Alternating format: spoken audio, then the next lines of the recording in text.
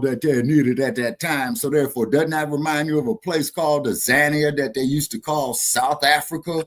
Number one. Number two, of what was happening in the United States at that time. And then I also saw a definite correlation between that episode and the Black Panther Party at the time. Okay, where the Black Panther Party was saying they wanted to control their own economics within the Black community. Also, too, they wanted to have our people, when they go before court, to be tried by a jury of their peers, you see. And then, of course, we do know how that there happened. And then, too, we want to talk so much more on that as well too, is because what's happening is this is pretty much of an ad lib episode, is because I've been going through some changes on my internet right here, and I'm wondering if people are having the same problems as well too, if you know what I mean. Somewhat. Yeah. And I'm thinking it's no coincidence, is because I don't know where you're located at, Sister Nyota. And also, too, we got Joe. Joe's in the house. Unmute your mic, Joe. And then, too, is because it's in a certain region of California, and they pretty much control and influence the narratives of this, what could be said out here. So much for public speech, you see. So we don't want nobody risking getting their pages set down. We're trying to build bridges. You see what I'm saying? We're trying to evolve this here, to pretty much a united Black network, speaking of things of dealing with us, okay? And then, Brother Joe, please unmute your mic. It's always a pleasure to have you. You too as well, Brother Paris. It's always a pleasure to have you. Although you're a Ponies fan, man. You know what I'm saying? No, you're a Gators fan. All right. Now, also, too, that Shabaka, we had mentioned. Not to cut you off, but they're saying Facebook is experiencing an outage that might affect problems going on when connected to StreamYard. Yeah, how convenient. You know what I'm saying? Why am I not surprised? You see, Sister Nyota, this is what we go through, is because, we speak the truth. Introduce myself, Shabaka. By all means. I'm just go ahead, by all means. AKA Chan Chroma, host of Frontline Black News, co-host of Shabaka's Black Experience Enhanced. Greetings, Sister Nyota. Welcome to the Shabaka's Black Experience Enhanced.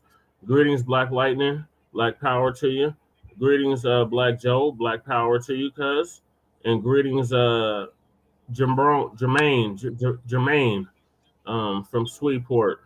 Peace. Salute. Yes, sir, always.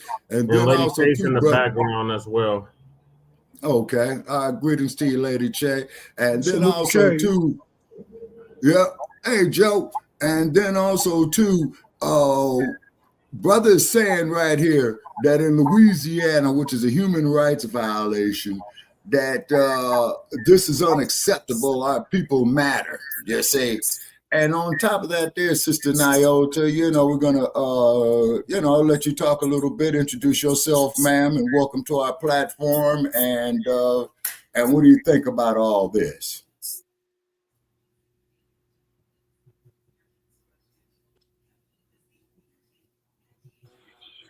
Wow, I'm experiencing difficulties on this end.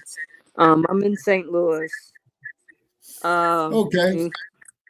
I launched several of the first hip hop sites ever. It was late 90s, early 2000s. That's what I'm for. And then also working in Ferguson, I was part of the. I worked closely with Darren Seals. We exposed, the money that was coming in, George Soros, everything they're talking about. We told them 10 years ago. Okay. Right. I was in Ferguson too. And it's taken all this time for it to come out. Okay. And then, of course, too, and I'm putting it out there, is that George Soros owns the 501c3 to the Black Lives Matter organization. It's okay. The so if anybody's Soros, he thing from Hillary, all the Democrat leadership, Black Lives Matter. Uh, he funded the whole Russia. I mean, he's like an octopus. You know what I'm saying? Right. With he has his hands in everything. Yes, and ma'am. people have how deep this rabbit hole goes. Like, really. Exactly. Exactly. Exactly. If I were to tell you, well, I'm not going to say because I already know what time it is, but believe it. Oh, absolutely. You know what I'm saying? You would not believe it. But then again, Yes, ma'am. for the past 10 years, that everything that we're experiencing right now, we're going to experience in the future. And back then, people called me crazy. They said a militant. No, it wasn't any of that. It was Okay. understanding Join the club. the things, understanding how the pieces on the chessboard were moving. Oh, without a doubt. Without a doubt. And then to prove your point even further, Shabaka, sister. Yeah. Shabaka, I wanted to add, I went down to Ferguson in 2019. I'm actually Okay. part of Universal African People's Organization with Zaki Baruti. Okay, good. I met Brother Hakeem Mahabuti and his wife down there in Los Angeles. No, not Zaki Baruti, Shabaka, Zaki. Oh, okay. Baruti. Oh, Zaki. Okay, so this is another scholar. Okay. Yeah, Zaki Repeat Baruti. That, okay, yes. I'm sorry. I went down to Ferguson in 2019 for the African convention. The African convention that they had in Ferguson, and joined the UAPO, which is the Universal People's African Organization, which is headed by Zaki Baruti. Okay.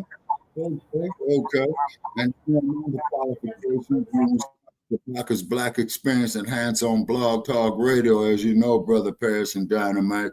We had started in Oakland, California, which is the birthplace of the Black Panther Party. Our former producer who had transitioned on, the one and only Mad Dr. D, who was on me to keep the episodes on time, to keep it up in there. So therefore, hopefully he's looking down on us, seeing that we're doing the right thing. And I do remember going to the protest to arrest Darren Wilson, where we tried to shut down the 580 freeway. But then, of course, the state of California sent their race soldiers out there, and you know how that went. And then also, too, we want to give a shout out there to Kat Brooks, okay? Hopefully shout out to Kat Brooks. Yeah, and who I had met is because Kat Brooks had told them that if they didn't get rid of the San Francisco police chief by the name of Greg Sir, is that not only shut down the Bay Bridge, she would shut down the Bay Bridge and the Golden Gate Bridge. And as we all know, from that point, you shut down those two bridges, San Francisco starves. You see what I mean? Okay. So bringing it up here into 2025, what we got to do, ladies and gentlemen, is control our own educational system for our youth. Is because I was looking here on Cartoon News Network, and I had one of their top news reporters talking about how the students are going behind on these national scholastic I don't want to say SAT scores, but the scores or the test that they give the children, from grade school to high school, and they say that it is going down more and more and more. So what it is that what you have in here is that you got all this AI that's taking over everything. You see what I'm saying? It's artificial intelligence. Now, what's going to happen when artificial intelligence realizes that human beings are imperfect? What's going to happen on that? You'll say it's already realized that, Shabaka. It's already realized that when it's already created its own language that only it understands. And here's the thing about the AI, Shabaka. We don't want to be behind the curve. We were behind the curve when it came to the internet. We were behind the curve when it came to the cell phones, even though it was a black man that created the cell phones and the computer chips for the phones and the laptops. So we don't want to be behind the curve again. So we need to practice. We need to get our youth into these cyber security and cyber technology programs, so they can understand how the AI works, so they can learn how to control it. It's only dangerous if you don't own and control it. Exactly. And then keep in mind, as you know, Brother Paris, that we spoke in the past, I passed the front door to Facebook over there in Menlo Park, okay? It looks like a military base. It is huge. It looks like a military base, barbed wire fence, the whole 9 yards, you know what I mean? And then when you go down there to Twitter on Market Street in San Francisco, I believe that there's Market and 10th, you know, Jay Militant, you know, would know about that more than me. Yeah, it's Market and 10th about that. I remember I was out there. I was out there in 2017 and in 2019. Okay, now look at how much juice that boar is getting, because I'm putting it out there. I'm responsible for this statement, is that Elon Musk is no African. He is a Boer. He is a descendant of the Dutch, okay? And for those of you who want to check that out, you need to check out a film called Zulu Dawn that they made in the early 1960s that I was looking at last night to pull some data on that. Now, why am I mentioning Azania? It's because this is where all your diamonds is coming from. This is where all your silicon is coming from. This is where all your precious materials is coming from to make this internet stuff happen. Why do you think they down on Ibrahim Traore so much? And I hope, you know, President Traore is doing the right thing. I'm hoping he won't be a neo-colonialist. It's because he has nationalized all the gold from France. He has kicked out the French ambassadors. You see what I mean? And he's trying to build it up. And the brother's only 35 years old. You see what I'm saying? And he got rid of one European and brought in another European, the Russians. Okay. Now, see, that concerns me right there. See, that right there concerns me, because that tells me what the Russians going in. Then soon, Xi Jinping, China is going to be going into South Africa to get all the gold and diamond and silicon. See, that's the problem. You see what I'm saying right there? How come Xi Jinping is sending people over there because they got a shortage of women in China, so he's sending them over there to procreate with the women in Azania. Okay, wait a minute. You're right about that. Is because wasn't they doing the same thing over there in Zaire too, or which reverted back to the Congo? Yep. Okay. All righty. So that there goes to show why we in the diaspora, you know, need to control our own economics. And another question is, ask yourself this here, people. Why is it when all these other groups of people come to the United States, the first thing they're doing is setting up their businesses in the Black community? Okay, just like we had talked about this here a few years ago, Brother Paris, about Latasha Harlins. You see what I'm saying? Yes. You see, I was 4 when she was killed. I was 4 years old when she was killed. Okay, I was in my early 30s. Wait a minute. Yeah, I was in my early 30s at the time. And then in case two, Sister Nyota, is that I lived through the Watts riot in 1965. I also lived through the rebellion in 1992 in Los Angeles with no justice, no peace. Okay. And Brother Jermaine is putting up in here, you know, not changing the subject, but just bringing everyone up to speed. A recent audit busted the city of Louisiana, of Shreveport, for $1.6 million in IRS penalties, payroll fraud, and all kind of good stuff. And slavery still exists, according to Brother Jermaine down here, corruption. All right. And then also too, Sister Nyota, Brother Che and I, we did a story of how a lot of our people did not get news of them being freed in the South. What was that, Brother Che, to about 1964, I believe? Yeah, Black Joe shared the video with us that slavery was still going on all the way into the 1970s in the United States. Yes, sir. YouTube took the video. Brother Jermaine, he can unmute and tell us about it anytime. Just everybody stay muted if they got nothing going on in the background. That's all. All right. Hello, everybody. Good evening. Yeah, hey. Hey. You got the floor. Okay. Hello. Okay. So what's going on here now is that a recent audit, as we've been talking about for the last few years with y'all, with you all, about the fraud and corruption going on, but they was just busted by the IRS for 1.6 million, nearly almost $2 million in IRS penalties. So that means them people ain't been paying their taxes as officials, and that's illegal and criminal. And also the payroll with the police department, they're saying also there's been discrepancy. They're saying the payroll ain't even adding up. So now we got payroll fraud, IRS penalties, and then not only that, and not only that, we have the situation where when people's, and I'm thinking saying allegedly, but the people police reports, what's going on with the investigations with the people's police reports? Yeah, right.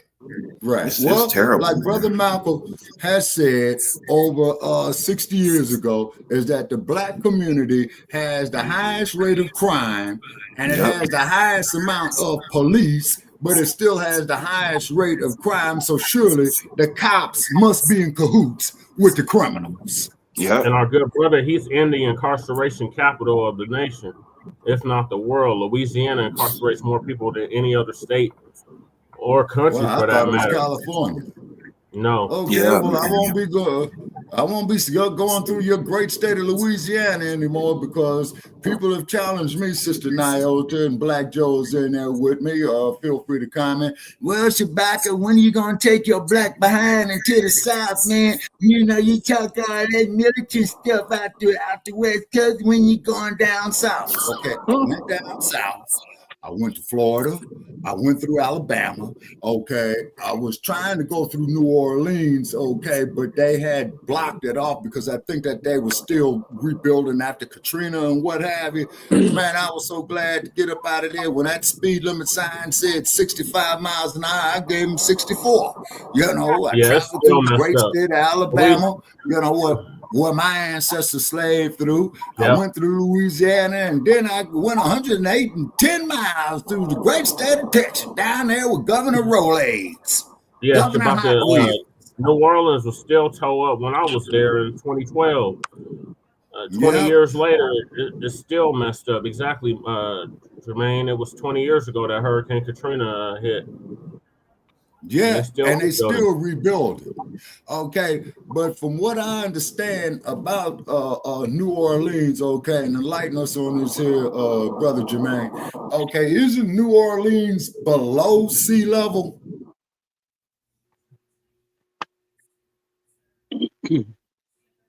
Brother Jermaine.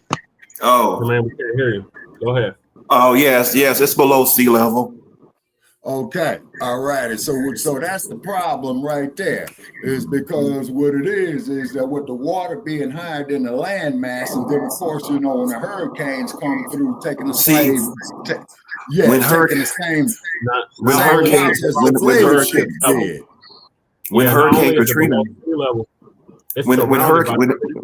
I'm sorry. Oh, go ahead. When Hurricane, it's surrounded by 3 bodies of water.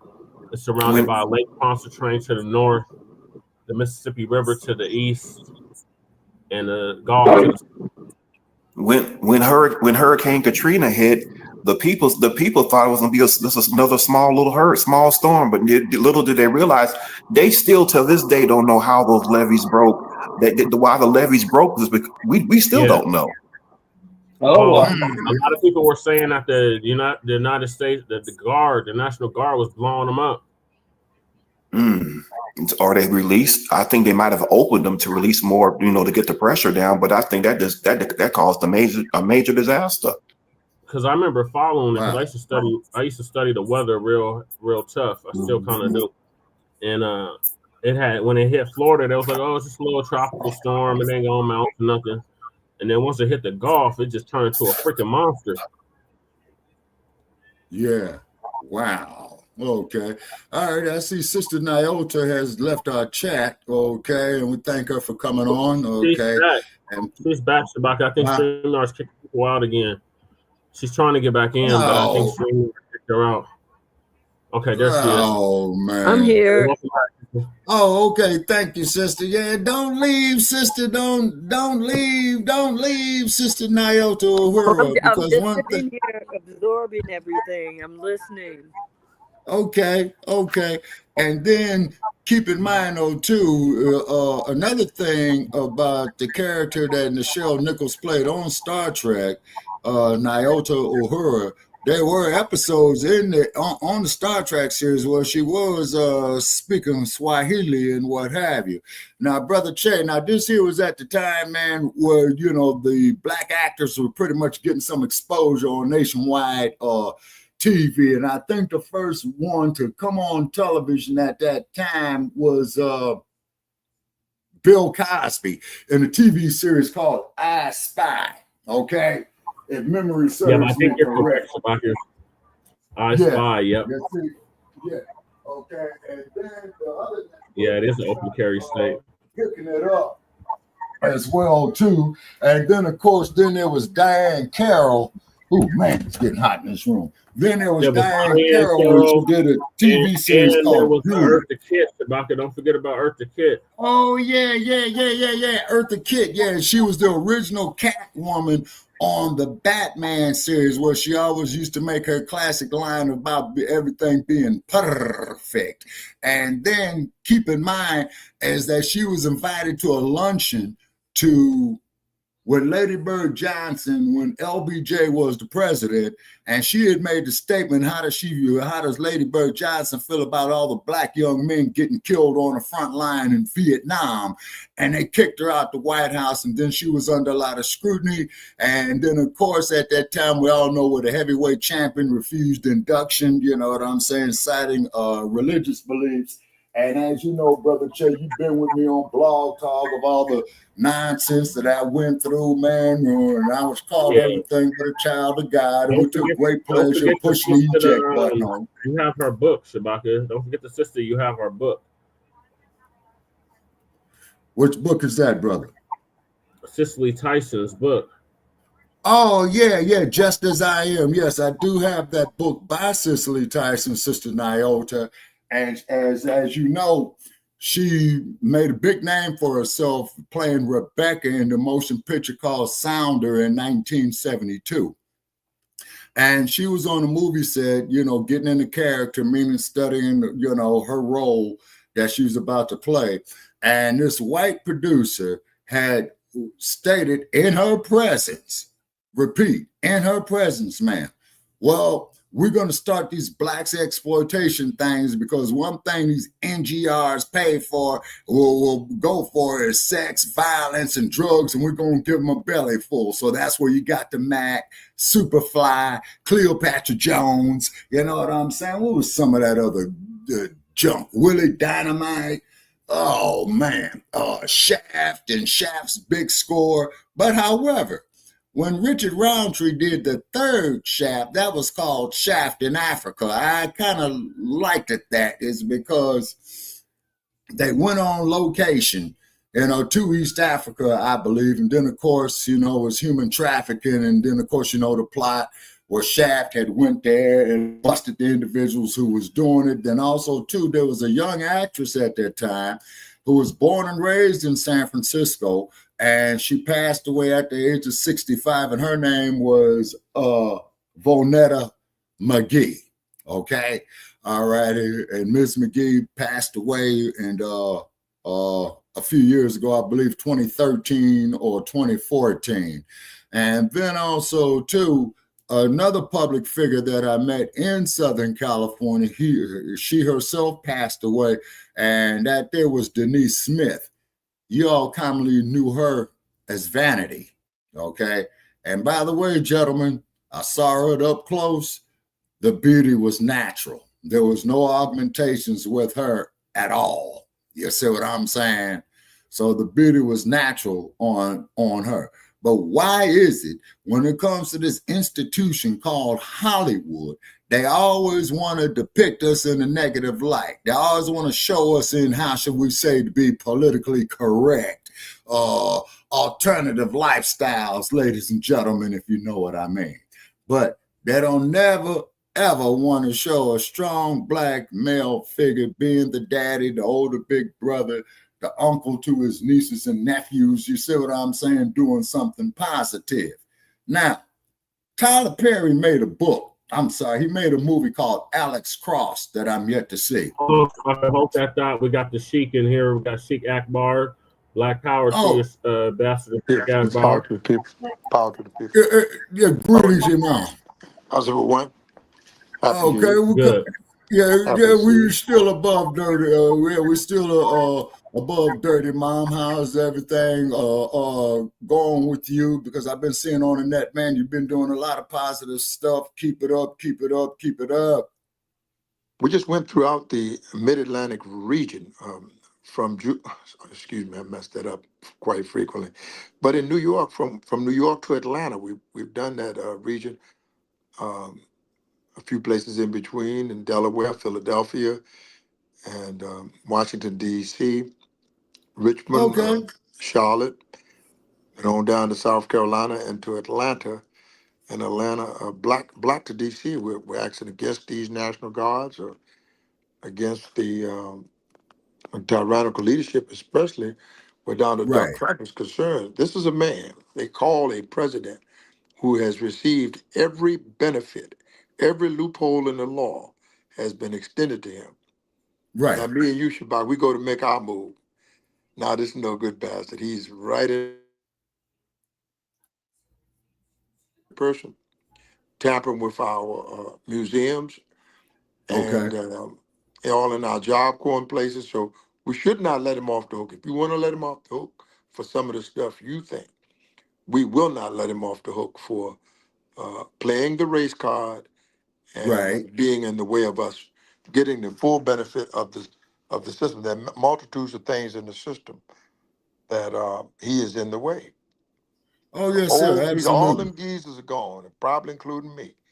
All the geezers should be gone. There's enough youth energy, enough brilliant people to run this stuff. If we built absolutely. We didn't choose him to run this. He's self-appointed, self-addicted, self-spirited, narcissistic, and in every way a detriment to our society. You can't even have a decent society. Why? Because to answer the question, he's in the way. How do you find him and be in the way of justice to the common ordinary people? In the way. Right. And they need to start impeachment. In violation of all our constitutional rights, our we call them human and social political rights, our civil rights. And first of all, this bastard ain't never been right. He's setting up with 34 felonies. Now that's the He part was that right about one thing. There is one thing he was right about. We built this country, and we have yet to be acknowledged for it, compensated for it. Yeah, that's a fact. It's interesting. It's interesting that no Democrat would provide funding to a HBCU, but Trump came in and provided permanent funding to all HBCUs. But you know, it ain't spoke about. I spoke about it, but yeah, I hear you.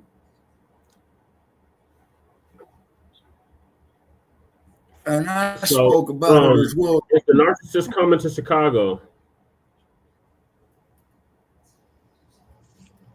Yeah, from what I understand, he's supposed to be hitting the Shy as well too. You see what I mean? And then the cold part about it is that from what I understand, that I was educated on, is that only the governor of a state could call in the National Guard. Yeah, because the governor. Keep in mind. Now this is the technology. Now, here is your master of deception. He will tell you the state by state. When it's convenient for him and his administration, it's the demand by the federal government, and they carry out whatever they will. So there's usually saying state by state out your mouth if you really don't mean that shit. Right. I mean, take it for real. He can't just go in Chicago. The governor got to tell him no. I'm coming anyway. It demands to go over here. Oh, I'm coming anyway. So there's no right other than following an executive order cannot override your constitutional right. That's what you must know. This is what you need to preach nationwide in local, national, international corridors. My president doesn't even meet. My president, Ibrahim Traore, don't even meet with the no good bastard. Because he know he's bound to set you up. He's bound to come and try to take your life. He's bound to bomb you if you don't agree. So you got to stay the hell out of his way. So he'll stay the hell out of your way. Exactly. And you see, No, and that, brother. why, We keep getting in the way. And we got to work more brilliant in our social, political stratagems, in our own military. The blacks don't have a big military, but we got military, and none of them want to tangle with none of us. Exactly. So yeah, I got pulled in by seven. I was surrounded by seven. Those squads that you hear about going across DC. I was surrounded by seven of them, and I shut them down. But you got to get skilled, brother, and no, you can't allow these people to move in on you.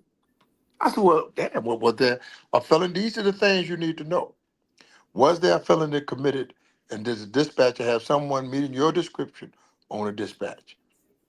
Exactly. If he says no, then you say, am I free to go? You immediately leave. If he says yes, leave. Don't say anything. Anything you say can be used against you. But also what people forget is anything you do can be used against you as well. Oh, you got to get brilliant today to work this thing. We're up against tyranny and oppression. And then it's keep a in battle mind between right and wrong. God says that right will win over wrong. You'll be a crash dummy to follow along with this guy. It's just a gimmick, brothers. It's not real. Just like you change up there, go down to the Costco and see if you go over there and get you a sign that says Sam. You can put that Sam sign, and come back next week you can put a Walmart sign. Come back in 3 weeks you can change it to Staples. Come back a month later you can change to Best Buy. But one thing, that building did not change, right? That land did not change because it's called what? Real estate. And I'm telling you straight up and down, close and personal, realism is what run this world. If that shit ain't real, it's not sticking. Realism runs the world. Real estate and realism run this goddamn world. And if you wake up to that and start using it, you won't have no trouble out of Donald Duck Trump, his adversaries, his proteges, his National Guard, or anybody else that's seeking to do an injustice towards you in this world. And I just say, my. That's what I say. Oh, absolutely. And here's something for you people. And I'm going to put this on you. And I think I mentioned this here to you too, Brother Chad, is that I was out there exercising a constitutional right in the year 2014 in Solano County, California, right? Okay. I was arrested and I was cited out, right?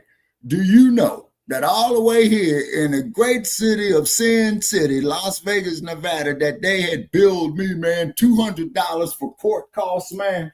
And this happened well over 7 years ago. So I called the Joker up. Hold it. I called the Joker up and I said, man, this is 7 years old, man. So, what are you chasing me after this here for? You see what I'm saying? They said, oh, court costs don't never expire. So it ain't no fine. It's just that we jacking you up for court costs. So I had to give Solano County $200. And then I'm putting it out here too on the airwaves to the great county of San Joaquin in California. You all sent me a jury duty summons, okay? And I have not been a resident of California, of San Joaquin County about 7 years. So I'm saying, how are you all going to send me a jury duty summons? I mean, y'all going to put me up in a 5-star hotel? I'll go. Y'all going to pay for my transportation and my gas? I'll go. And then what I'm going to do, okay, is that if the defendant is black, I'm going to vote him not guilty, not unless, of course, it's something extreme. You see what I'm saying? But as far as him not paying traffic warrants or all not, let the county eat that cost. You see what I'm saying? So I'm waiting on some feedback on that. You know what I'm saying? Because our people do not get fair trials in these kangaroo courts. You see what I'm saying? So as a moral consciousness, to me, knowing the injustice that happens to us through these kangaroo courts, okay, I can't do it because your system itself is corrupt. Okay, like the O.J. Simpson case, if our people recall there in Los Angeles, okay, and you can research this here too, Sister Nyota, as that O.J. Simpson was acquitted of 2 counts of murder, okay? So what had happened was is that all the white folks in Los Angeles County went down there to the criminal courts building that sits right there on the corner of First and Broadway, okay? And they were protesting, this is wrong. OJ should have went down the tubes. This is revenge for Rodney King when they beat Rodney King and the cops was acquitted. Guess what I say? So what? You see what I'm saying? So what? They're going to beat that man 52 times with batons. And then Ventura County, which is an ultra-white conservative county, that's why they moved it out there. They didn't have the case in LA County where it should have been. And that's where you had the infamous line, no justice, no peace. And that there brought about the worst urban riot in U.S. history, okay? And I remember just like it was yesterday, Sister Nyota, and this here was over 30 years ago. 30 years. And I think I still got some of my mental faculties left. And Los Angeles looked like Beirut. You see what I mean? Okay, it looked like Beirut. So then the president at the time was Bush Sr. And Bush Sr. did come up there and do the right thing to the best of his ability, I think. And please correct me if I'm wrong, because I'm not a legal scholar. He says he wants these guys, Coon, Powell, Brasino, and Wynn tried in a federal court. Now, Coon went down, Powell went down, Timothy Wynn went down, but the other one was Ted Brasino. He was acquitted. And then they were saying is that in the video that Brasino, and I looked at it closely, is that Brasino did try to intervene to stop them from beating on Rodney King. But the sad part about it is, here's a man that got hit upside the head 52 times with a baton. And then when they had the party there in 1992, the news goes in, can we just get along? Man, that dude, I got to laugh to keep from crying on that one right there. Man, they hit you in the head 52 times. 52 times. Kept hitting them with the taser again and again and yanking the prawns out. But then from what I understand, though, those prawns were supposed to only been removed by medical personnel. So what had happened is that Daryl Gates, who was the chief at the time, had reviewed the reports because I read his autobiography, okay, called Chief. And then my suggestion is, people, if you're gonna crumb bum on somebody in the public, read their autobiographies. Use it against them. Oh, and by the way, too, Mr. Larry Elders, if you out there in StreamYard land, I'm reading your book too, called The 10 Things You Can't Talk About in America, Mr. Elders, and I think you should be disbarred. So therefore, I'll be more than happy to debate with you and also to bring Leo Terrell as well, too. He's going to say we don't deserve reparations and we built a friggin' country. I yield. Brother Che, take it over, sir. We have to be prepared to go up against this beast judicially. There's a cracker by the name of Hampton Dillinger, and Trump said you're fired. He took his job. Hampton Dillinger is, I think, the nephew or first cousin of John Dillinger. I mean, these are all gangsters. But this Wait a minute, you talking about John Dillinger, the gangster they had over there on Alcatraz Island? Oh yeah, his nephew runs the whistleblower program for the United Snakes of America. He runs the whistleblower program, meaning if somebody's a snitcher and he gets high enough up around the government, then he has to protect these people. So Trump told me he was fired. He said, "Whoa, your horses right here." He said, "I'm a graduate out of Princeton. Got my law degree from Princeton. and I'm gonna toe your ass. And Mm-hmm. Hampton Dillon just smoked him and took his job back. So I'm explaining to black people, you have to learn how things operate judicially. If you want to operate in socialism and government across America, you have to know the judicial system. My attorney is Dr. and Attorney Malik Zulu Shabazz, Yeah, and I'm we have made familiar an with him. impression. We have whipped Giuliani several times in his courtroom in Brooklyn and Harlem. Um, and Giuliani is the man that makes loopholes for Donald the Duck Trump, along with Right, Anthony Cohen and the rest of that staff that they had at one point. But right. nevertheless, the modern day circle is. I just don't conceive a man with 34 felonies doing anything except going to jail. But of I course, agree. Whitey on the Moon see things quite differently than me and you now. Yes, I sir. see someone needs to explain that to the American public so they can get the record straight. Because right now they're twisted in a lopsided equation, can't see up, can't tell up from down, the average guy walking around is totally Hey, Yep. perplexed MD. on these subjects. And Yeah, we yeah. need to get And some then, right knowledge so we can manage better and stop embarrassing ourselves going along, getting along, trying to yes, sir. appease Mr. White. Yeah. Oh, we love Yeah, everybody. speaking of that, You know, trying to get along and all that. I'm Joseph okay. You McNeil okay, passed buddy? away. Shabaka. Who? Joseph McNeil passed away. Shabaka. Remember how you used to talk about sitting at a lunch counter begging for a cup of coffee? Yes, sir. The creator of Core passed away. Joseph McNeil. Oh, yeah. James Farmer. Yeah. Am I We right should have. on that? We should James have done Farmer? way beyond No, lunch not James counters. Farmer. Shabaka. Joseph McNeil. Okay. Okay. Okay. Okay. He was All righty, 80. Brother Che.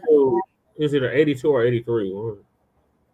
Okay. Okay. He lived a full life and definitely appreciate the brother for his work right there. And then also, too, Sister Nyota, I want to get your feedback on this, man. And we got Okay. the end bucket. Okay. Hey, what's up, MD? Okay. All right. And now, Sister Nyota, I got a question for you, ma'am. And feel free, please unmute your mic to answer this question. Okay. Why would we want to go sit at their lunch counter, knowing that they hate us, begging for a cup of coffee? And wouldn't you think, that they would do all kind of things to the food, you know what I'm saying, when they don't like you right there and they throwing dishwater on you, food on you, things of that nature right there? Would you trust such an individual there to prepare a meal for you, ma'am? No, and I feel like, they were fighting for the wrong and to, sit at a white man's lunch counter instead of black empowerment on, building things like that. What's so Absolutely. That's, frustrating I'm about the glad you. whole that's pretty much been is the we had our blueprint, own. for the movement. It's to whiteness instead of black empowerment, and that's the Right. problem. Oh, And we Exactly. hello, had our own hello. restaurants. We had our own everything. Why you got to sit out of lunch? They Why you got to they sit they at threw their lunch? coffee on them. They beat them. They did all that to them at Yeah. the lunch counters. Yeah. Oh, yeah. You gotta Oh, go yeah. and get hosed. You know what I'm saying? Trying to Right. go to frequent white establishments. Think of Right. how many black Exactly. establishments has to get there. Hmm. Exactly. And then also, too, I advise anybody, Not just if you that. don't I do it, mean, go just ahead, one last Naya. thing. It's like Absolutely. look at us today. You know, we have great opportunity right now with Trump in power, with him handling the Democrats. They don't have their foot on our necks right now. Saying we can lay low. Exactly. We got to build all black everything because I'm Oh, tired of absolutely. complain about how they're treated in white spaces. Well, you know what I'm saying? Nobody wants to build from the bottom. Everybody wants to jump into something. But the problem is that's somebody else's table. That's not your table. And all somebody else's table are crumbs. That's it. Right. We need to do like y'all remember that show Charlie Brown? Y'all remember the cartoon Charlie Brown? They had the character I remember Charlie Brown. Yeah. Franklin set up his own table and had all the black people at the table. We had our own guy. Yeah. And then also too, you went on mute, Brother Che, by an accident. Okay, yeah, but what it is, we need our own table, Shabaka. We need our own table. Absolutely. We need to stop trying to get a seat at their table. We need our own table. Exactly. We need our own everything. Schools. Yeah, we do. Schools, everything. Well, we had it. That's the thing. We had our own everything. We did. We had our own everything. They say, they say in Atlanta, Georgia, it's all black, but they don't. I hate to say this, but I don't want to say it. But they say it's all black, but I can't tell anymore. It used to be an all black city. It still is, but I don't know. They gentrifying all the black cities. All the black cities are being gentrified, and gentrification is just Atlanta has a lot of black people. I'm from Georgia. A lot of black people, but they're not in control. Like the city of Buffalo, you know what I'm saying? Because they're just like, we're not down with all this. That's why what's her name? What happened with Sister Nyota? Okay, Sister Nyota. Okay, man, please try to reconnect. Lady Che has something to add. Go ahead, Lady Che. I'm gonna bring Sister back on. I think that what we need to stop asking them and just take it, or push ours over theirs. Push them out the way. The thing is, they've been in power and been controlled. They've been able to keep us. We're paying into our own banana neglect. We're paying into our own demise. We're paying into our own death and our own black plight. And we're still in a black Holocaust. We're still paying the black tax, and now we're at a good time, like the sister said, where nobody's really looking at us right now. We have perfect time to build amongst ourselves, those that are wanting to, and those that don't want to. We kick them to the side, and we build with the small few that we can in each state until we're ready to, make our mass move. They're not going to give us anything unless we demand it and take it. We got to, instead of asking for our table, we just need to put our table right on top of theirs, make it so uncomfortable. They don't even want to be in the same damn room with us. That's how we need to do. Because that's how if we're uncomfortable, they got to be extra uncomfortable. If we're unhappy, they need to be extra unhappy. We need to start taking things and just doing it, because we ask them politely, ask them in any way. We cried, we begged, we did all this for nothing, basically. And now we're the last generation to really pull it all together for the next generation that's not even studying the work that we're doing. They're kind of just messing around with the new generation. Right. So I think that we should just start building ourselves politically.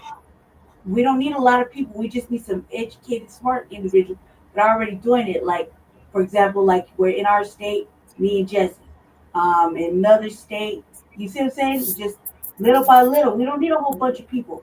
We just need a strong mindset, like Dr. Sister Muhammad. Right. Like Dr. Khalid Muhammad, he was a strong mind. Yes, he was. But you see, he didn't get the support he needed. Malcolm X, he was strong. He didn't get the support he needed. Right. Then we just need to figure that we're not going to get it, and we need to build it. You see what I'm saying? Exactly. We can't ask for that. Nobody do it, because everybody's going to have something to say and want to change the narrative and the format because it don't suit them, but they're not going to get on board to help us. Everybody got an opinion, but nobody wants to put in the effort. Well, we're putting in the effort. We just need to take it instead of being. Yeah, and I put in a whole lot of effort. Well, about I now. put in a whole lot of effort myself. Now we're talking legislatively, and now we're talking about making moves in all three levels, or all three branches of legislature. Does that say right? Legislature? Yeah. Yeah, legislature. Yeah, which is like the congressional body at the state levels, Come on, like intelligent, demanding black folk, and so we need to make them make them so upset that they have no choice but to listen. Yeah, exactly. But we got to flex that economical muscle. And then if you've never been to the Black Wall Street, please try to make it at least once in your lifetime.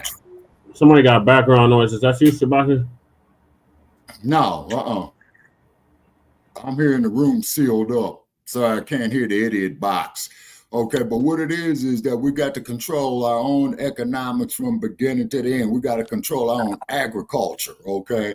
And then also, too, I am going to reach out to Dr. Christina Parks again, okay, where she can give us some feedback with her expert technology on it and about what these GMOs are doing to the procreation organs of the Black woman. Now, there was a guy by the name of Dr. Ken Adams, okay? And I think you and I had mentioned this here, Brother Che, a while back, a few years ago, where he had stated that these GMOs of these agricultural products are targeting the procreations of the Black woman. Just like the sister where they took her ovaries and they had was doing research on that. Yeah, you talking about Henrietta Lacks. That part. You see what I'm saying? That part. Yeah, she's the reason for the stem cells. They use her cells for stem cell research to heal her cells. They said they kept multiplying. She had cervical cancer. She went in to get treated. They took her cells after she died, and they just kept multiplying. And they used her cells for medical research. And they waited over 50 years before they let her family know. And her family just sued them. Her family just sued them for millions of dollars. I think they won too. Okay. I likes. And then keep in mind too, if you notice, people, that they always don't declassify the files of these infamous cases until 50 years later. The reason being is because all the culprits are dead just off the law of biophysics. Now, if they are going to seal some files like that, it should not be sealed for no more than 10 years. So therefore, the jokers who participated in this are responsible. Look at Epstein. They can come out there, man, and say any and everything about Epstein. Is Epstein going to get prosecuted? No, because he got kicked off the planet. How convenient. You see what I'm saying? So therefore, Brother Che, in your political moves, man, you might want to introduce that man to one of these state legislatures. I'm just putting it out there as just a suggestion. I yield. Well, right now we're in the process of introducing the Freedmen's Bureau to this Colorado legislation.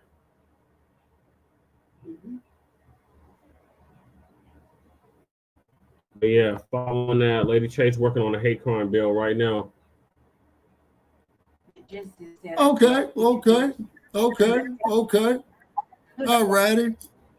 And then on top of that there as well, too, as that every state needs to be sued for reparations as well, too, California included. Now, and I'm talking to you, Gruesome Newsom, okay? You belong in jail. Taft, California, 1972 in Kern County. Okay, they ran out the Black citizenry there. They literally ran them out of town, just like they did with Rosewood. You see what I'm saying? The same thing with like what they did with the Black Wall Street. And then for those... The same thing they did with Allentown. Yeah. And then if you ever have an opportunity, Black family, go visit Tulsa, Oklahoma. I did, okay? I did. And you can still feel that tension in the air. And there was a gentleman who owns a store down there called 1921. And I had asked him the history of the place. And he says he will let his son tell me. Very intelligent young man, very mannerable young man, and he broke it down, and the only thing I did is that I just shook my head. And then they had the plaques of the original stores in front of the locations that are up there now, in front of the businesses that are up there. And they said at this location, 1921, such and such groceries existed, such and such a real estate office had existed. And I saw the slave name of my people down there, and I checked with loved ones in our family, and they said that it's a distinctive possibility that it's not us. But at the same token, we did not rule out the possibility that it could have been us. And then, as Brother Chan and I, we did a story a few months back, y'all, as that the Oklahoma State Supreme Court had voted against the survivors of the Black Wall Street from getting reparations. So what they're doing is that they're waiting for the last couple of survivors to transition, is because they're well into their hundreds now, right? And then they're going to sit up there and mark my words, okay? Oh, well, nobody's left alive from that now, who's there, so it doesn't make any sense, Now, to you other groups out there, we don't hate you, okay? But we are going to bring you face to face to your hypocrisy. Well, what about black on black crime? What about it? Okay, it's engineered from outside sources. This is why when we had the Great Migration going up there to Detroit, going to Chicago, Cleveland, Milwaukee, and what have you, okay, brothers were like cement carpenters, what do they call those? Masonry workers with the concrete, carpenters with the wood. But the technology is that you had to be a member of the union to get the job. So what did the union say? Well, we don't hire your people here. We don't allow colored here.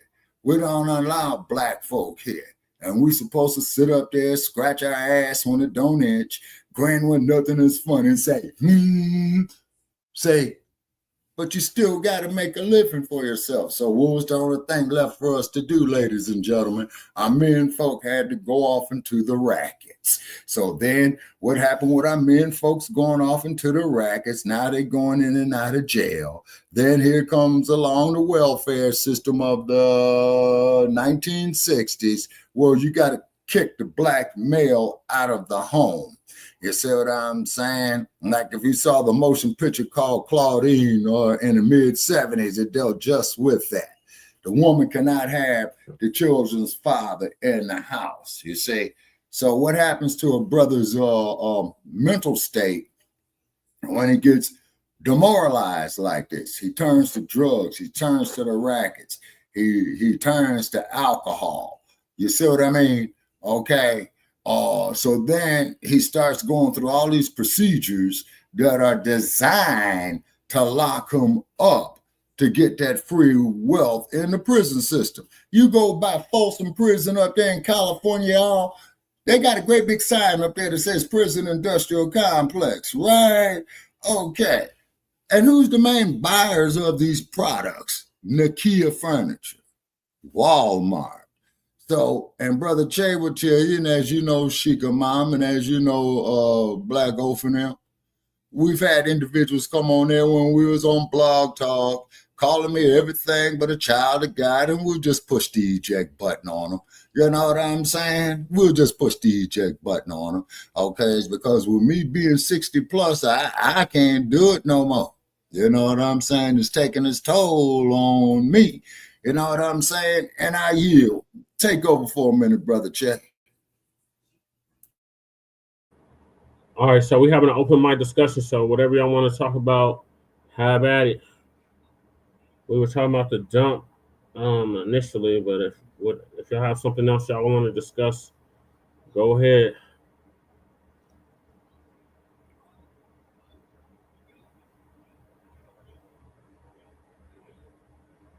Okay, I guess we're sticking with the dump then. So okay, yeah. So feel free to unmute your mics and start talking, folks. Okay, and someone just left our studio, and yeah, and it's very, very convenient of how we're having all these problems right now. Boy, I tell you, man. Let me start with one thing about the dump. Now, you know, he's not a friend of mine. He's not an enemy of mine. But I am going to say this. I prefer to have an honest enemy than a fake friend in office. I promise you. Right. Oh, for real.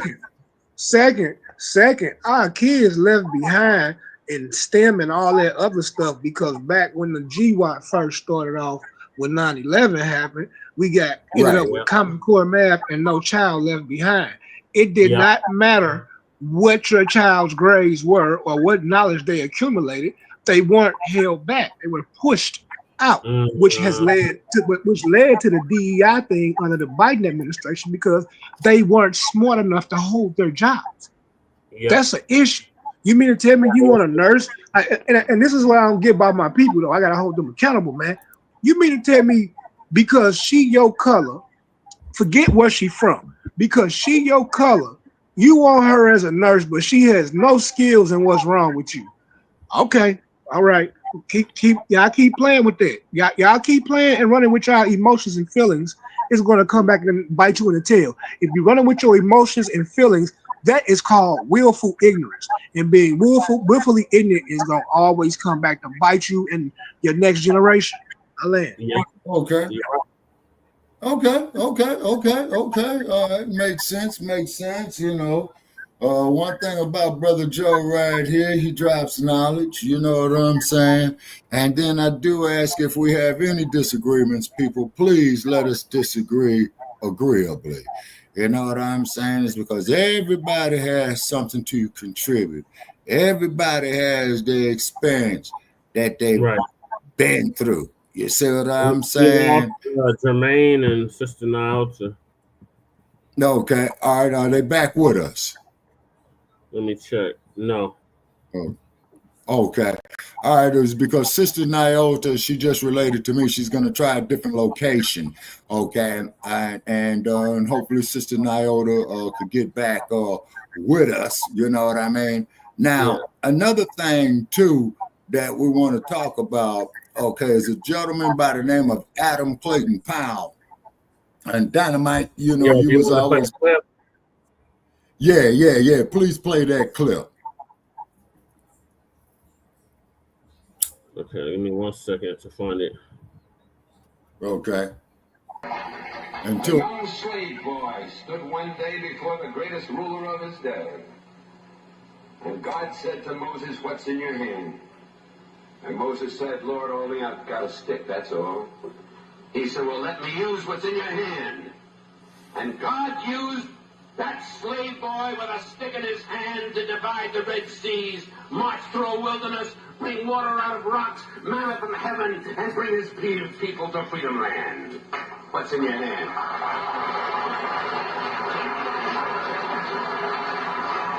What's in your hand? George Washington Carver, who was so frail that he was traded for a broken-down horse as a slave boy. And George Washington Carver, sitting in the science laboratory at Tuskegee, told me, he said, "Dr. Powell," he said, "I just go out in the fields each morning at 5 o'clock, and I let God guide me. And I bring back these little things and work them over my laboratory, and that man did more to revolutionize the agricultural science of peanuts and of cotton and sweet potato than any other human being in the field of agricultural science." What's in your hand? Just let God use you, that's all. What's in your hand?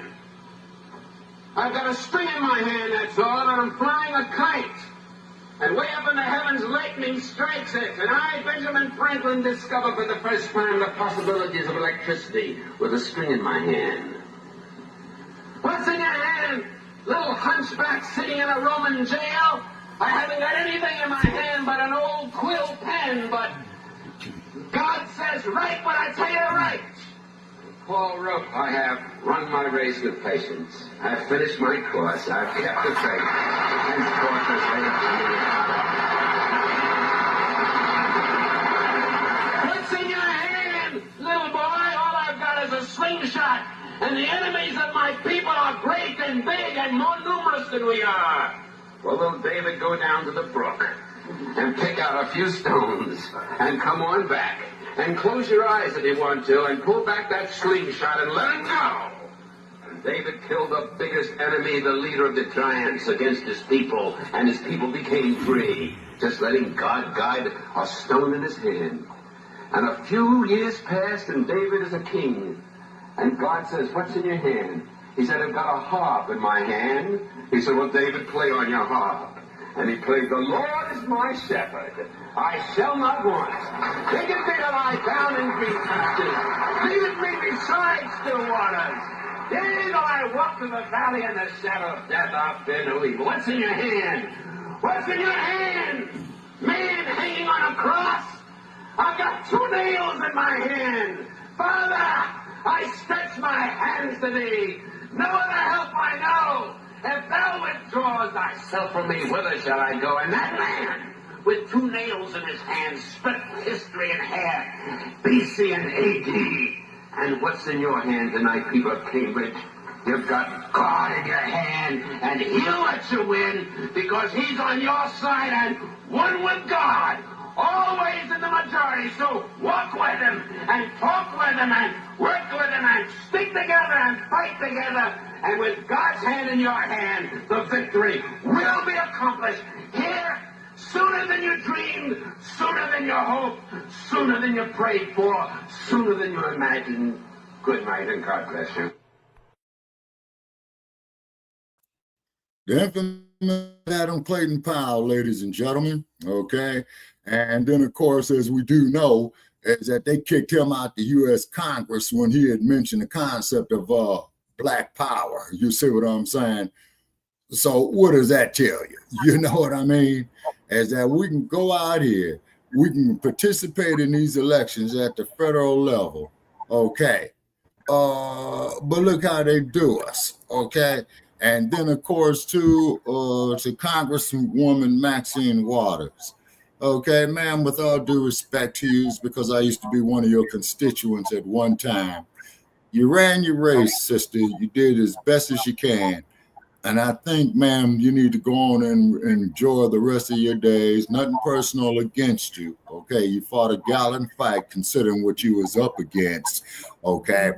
And I didn't like the way they treated her there in Los Angeles, you know, when they're going to slam the door in her face when she wanted to examine what was going on down there in L.A.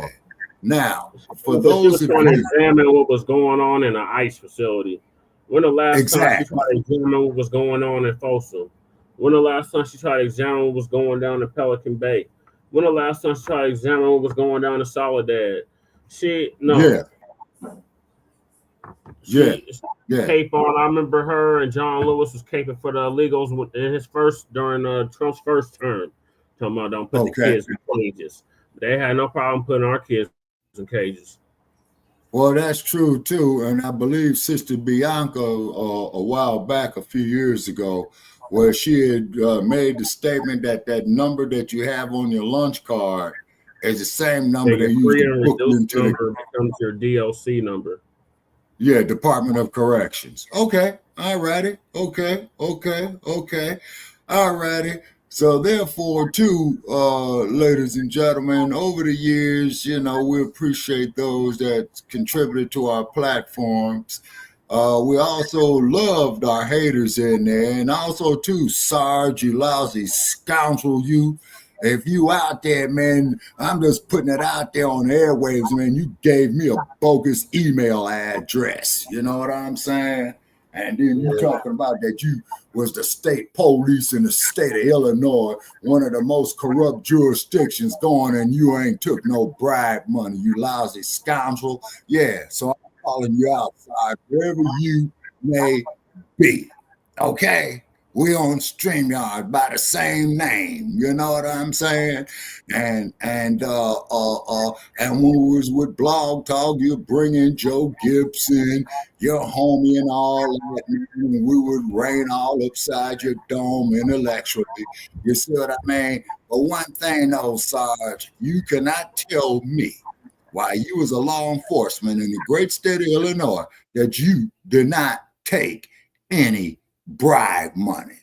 You're going to have to convince me far and wide of how you didn't. So therefore, Sarge, I'm putting that there out there to you, you lousy scoundrel, you bogus. OG.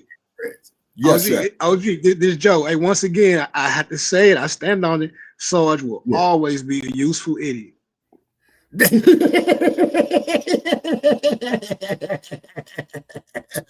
Yeah, that's for sure. Speaking of Chicago, y'all think about the National Guard going to Chicago and the brothers down there saying they got switches and all of that. I think them children are ready for them soldiers. What do y'all think? Okay, what I think. My fault. Go ahead. My fault. Oh yeah, most of them soldiers are children too. Yeah, exactly. They got them Dracos and them switches. They ready for them. Listen.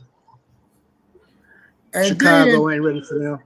I can explain to y'all in a quick 2 minutes summary of why they're not ready for the National Guard. Do you want it, or you want me to leave it alone? Yeah, I want to hear it. When the last year of the Biden administration, when the illegals was hitting Chicago hard, the Venezuelan and Guatemalan gang members that was popping at them and running down on them, they were begging for help from the Biden administration to come in and clean it up. Not just the elders, but the youngsters too, the gangbangers too, because they were tired of getting shot at by illegal immigrants. So you mean to tell me that you all were begging for help from the administration prior to it changing, and you really think that you can go against night vision and thermal? I'm just gonna sit back and watch popcorn. You better make your son husband stay in the house. You know what's good for him. Plus, almost everyone who made a video threatening the National Guard has already been visited by the federal, by Homeland Security. So that's that part. They let that boy out. They let that white boy off that threw the sandwich at them. I heard he was facing 10 years. Yeah, they let him off. Wow. They dropped all the charges. Okay. Well, but all right, he threw a sandwich though. He didn't say he was gonna switch a National Guard officer down. He ain't threatening the president. Oh yeah, he had white privilege on throwing that sandwich. He knew it. That's why he did it. Guys, they got we got to get him. A Negro could have threw that sandwich and probably had the same effects. If that white boy would have said what these Negroes are saying about their switches, and you can go online and see them holding guns and this and that and this and that, it's a different effect. It hit different. Let me show y'all this video. They posted up in front of the police station with the switches.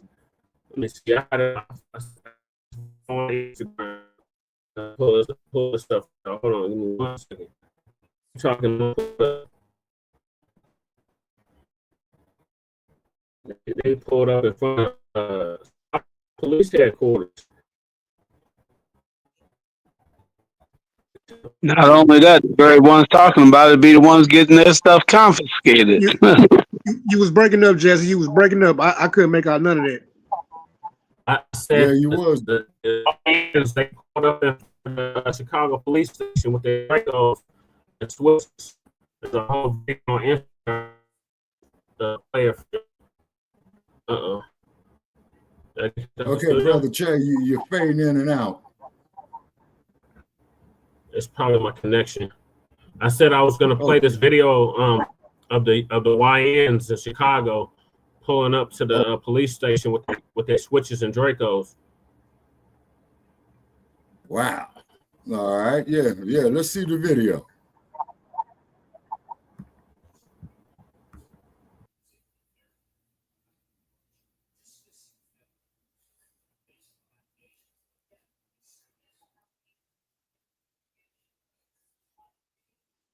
Okay. Go ahead, brother. This also go back to what I said about a week or two ago about how everybody was pressed about the National Guard coming in and who they were running up on. But these are the same people who can't police and control their households.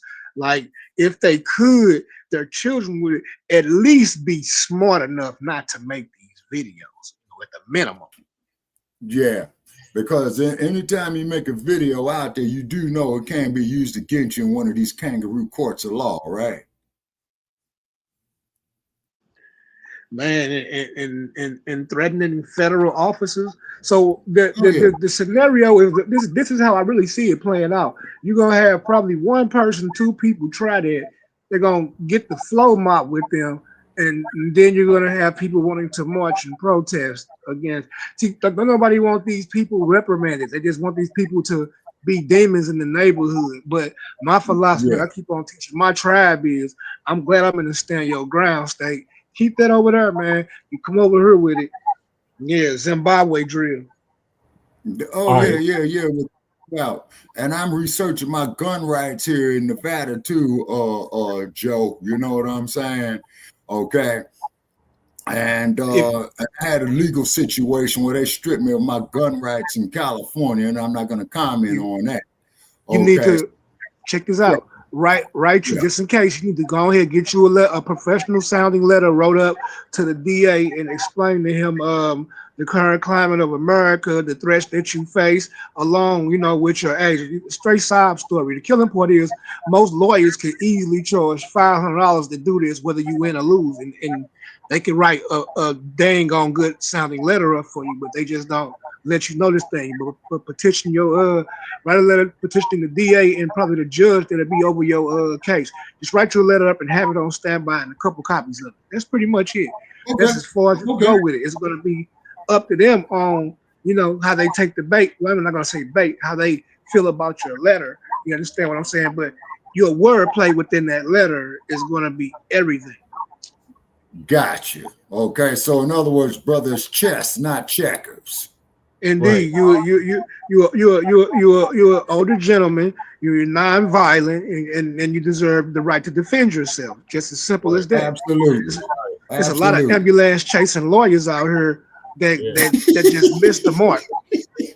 Yeah, there is. Funny you should mention that, man. If I may say, I just need 10 seconds. They got a lawyer out here that says, and he's got billboard signs all over Las Vegas, says, in a wreck, need a check, give him a call. Yeah, we got the same lawyer. We got a similar lawyer out here, Shabaka Frank Azar. Yeah. I ain't mad at him. I got the video. All right, let's see it.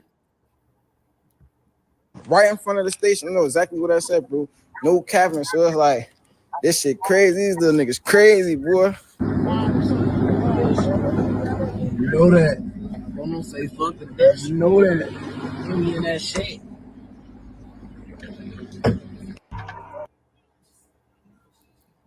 Could you put that there up on the main screen, Brother Che? Yeah, that's as big as it gets, Shabaka. Let me see. See the difference between police dealing with that and National Guard dealing with that is they will hear a voice saying, "Put the gun down," and then they will feel the shots if they don't comply. Funny you should say that, man, because there was a case in Aurora, Brother Che, and I meant to ask you that. Well, I saw a video where this brother was unarmed and the race soldier put like. I told you about it. I did a whole show on it. His name was Ray John Stubberfield. I know his brother. I used to work with his brother. Man. Like I was telling the video didn't show the cop sucker hitting him before he shot and killed him. Okay. So he sucker punched the brother. So the brother was going to defend himself. So then the police officer put 3 9mm bullets. So they got behind the brother in traffic. They didn't let the brother know that he was being pursued. The brother hopped out the car after he hit 2 cars. It was in the middle of rush hour traffic. The brother hopped out the car, and the officer went to try to apprehend him. They claimed that the brother had a gun. They said the brother threw a gun in the bushes or something. And he kept telling the people to get the shit that was in the area. Go get my shit. Like that scene from Tales from the Hood, Shabaka. He said, I got the shit. Yeah. He said, go get the shit. Oh, yeah. This shit. Did they do? The officer had his gun drawn the whole freaking time. He approached the brother. The brother squared up on him. The officer, when the brother turned his back, the officer hit him in the back of the head, and then the brother proceeded to fight with him, and then the officer ended up killing him, shooting and killing him. Qualified immunity, right there. Qualified immunity. Here's the thing, though, Black Joe. Qualified immunity is supposed to be ended in the state of Colorado. To get help for themselves. So if you're in D.C. or Virginia, you have two options: get a prescription or read the news. Welcome back. Receive the Pete. with that one. By the way, if you live in Maryland, Would you put your alarm, brother Pete, or turn TV off? Oh, that's funny. Yeah. My bad. Hey, brother Pete, how you doing? I'm doing okay. Is Walsh the Okay. governor of Colorado, or is that Seattle? It's who? Tim Walsh. Walz. Yeah, No, Tim Walsh. I think he's the That's governor of no. He's the Washington, I governor. think. No. He's the governor of Minnesota. Gotcha. Oh, okay. Right. No, Okay. our governor is Chaos Polis. He married to a whole nother white man. Oh man, there you go. God, man, that's bad. Woo, that is bad. Okay, I gotta go sit at the lunch counter and beg for a cup of coffee. I'm putting myself on mute. Fortunately, I own the lunch counter. There's more. He's a billionaire too. A billionaire. Why am I not surprised? Good Lord. Okay, I'm going to sit at my lunch counter and beg for a cup of coffee. Please take over. I'll be back in less than 5 minutes. He's termed out next year, so there's a slew of Democrats that's running for his spot, like Michael Bennett, iron in it, and Bill Weiser. I think Hickenlooper was already the governor, so he can't run for governor. Bill Weiser running for governor. Michael Bennett, iron in it. Michael Bennett was just he was just in the national news. He was interrogating somebody. I think it was it was the ones that was he was one of the ones that was interrogating RFK at that hearing. Yeah. You know, my only suggestion there to every nigger that can hear my voice is that regardless of your feelings, you need to vote for gun rights. If you vote for gun rights, you have the minimum right to defend yourself. I ain't saying go against the state, but I am saying when you got the Proud Boys marching down your street and you got the right to stand your ground, you can stand in front of your yard with your AR-15 across your chest.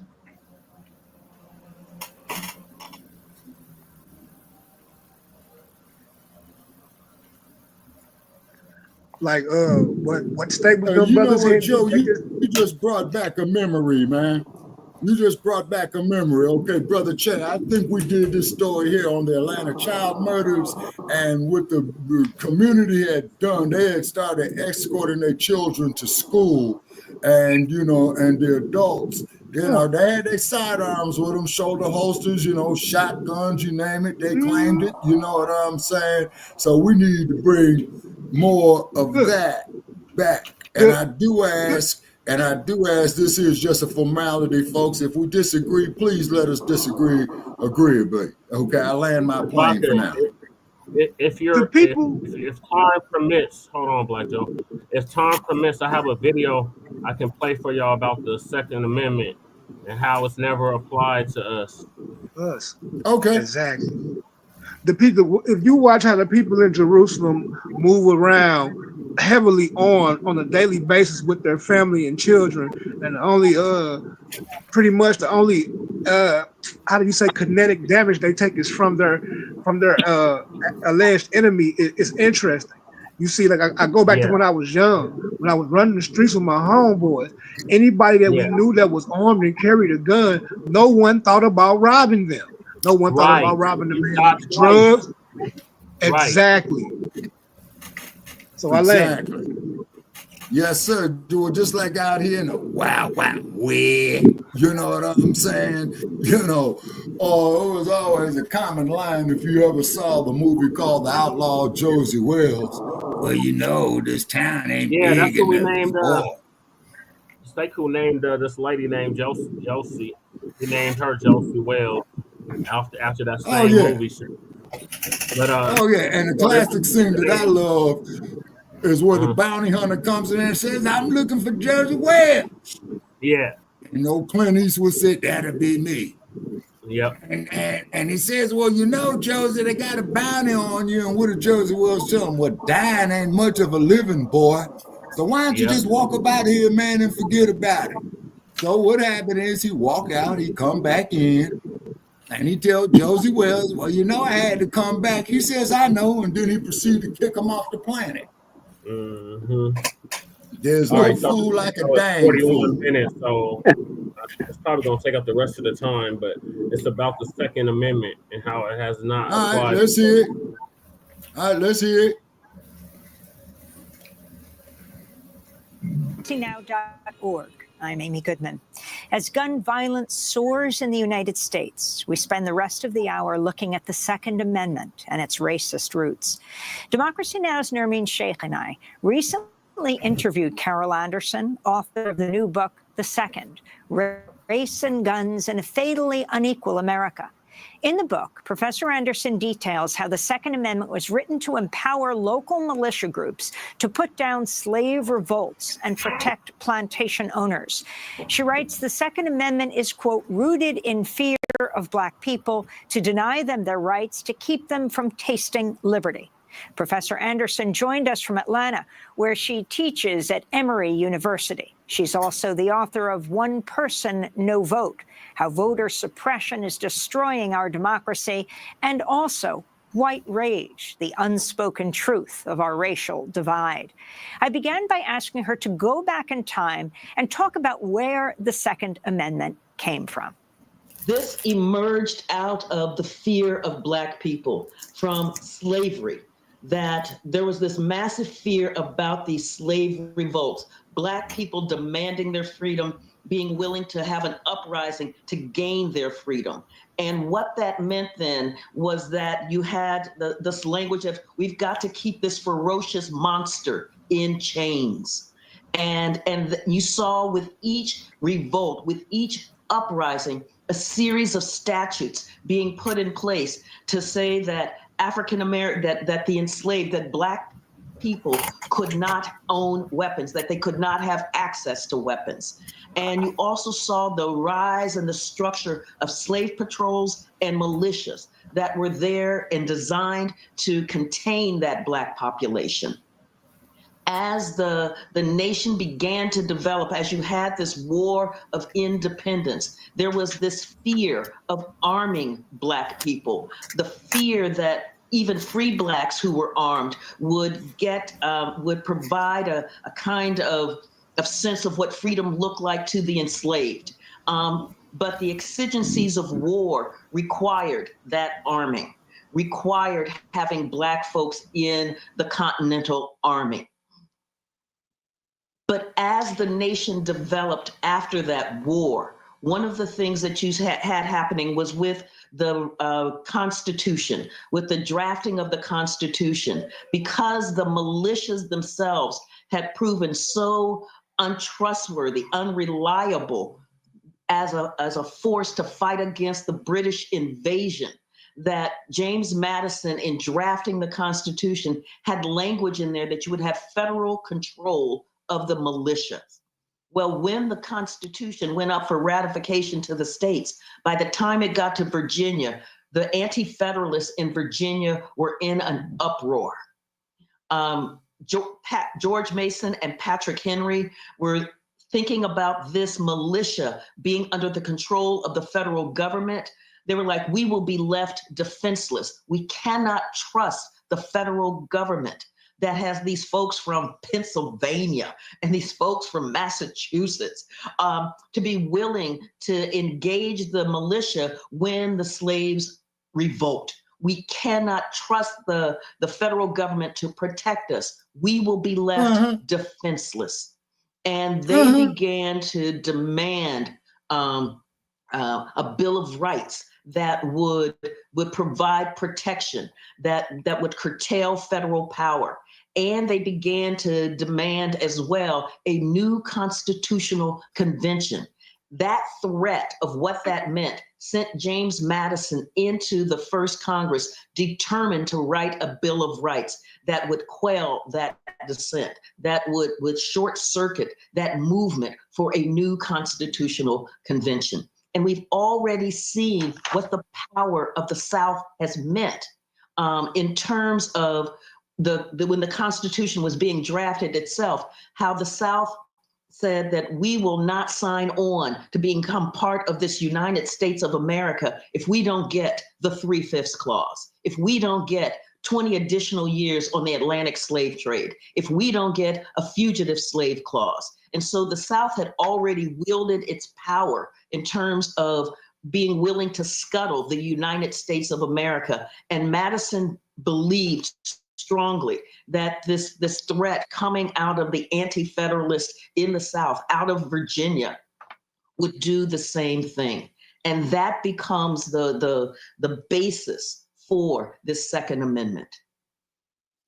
And can you talk about Except all for of the black players? folks. I mean, you just mentioned James Madison, Patrick Henry, the slave states, and how this country came together based on this terror of slaves rebelling. Yes, enslaved people rebelling. Enslaved people rebelling, and that fear that, you know, so you have George Washington, who is a slave owner, who brings, in fact, some of his enslaved people to Philadelphia for the Constitutional Convention. You have Thomas Jefferson, who is not there, but he is writing into Madison, and Madison is writing to him. And one of the things that Jefferson is concerned about is slavery, is the way that it will be depicted. And so you have this silence. There is a silence in the Constitution. It's hovering over the formation of the Constitution, like Banquo's ghost, haunting it, in shaping it, but not being explicitly said. But it is the power that is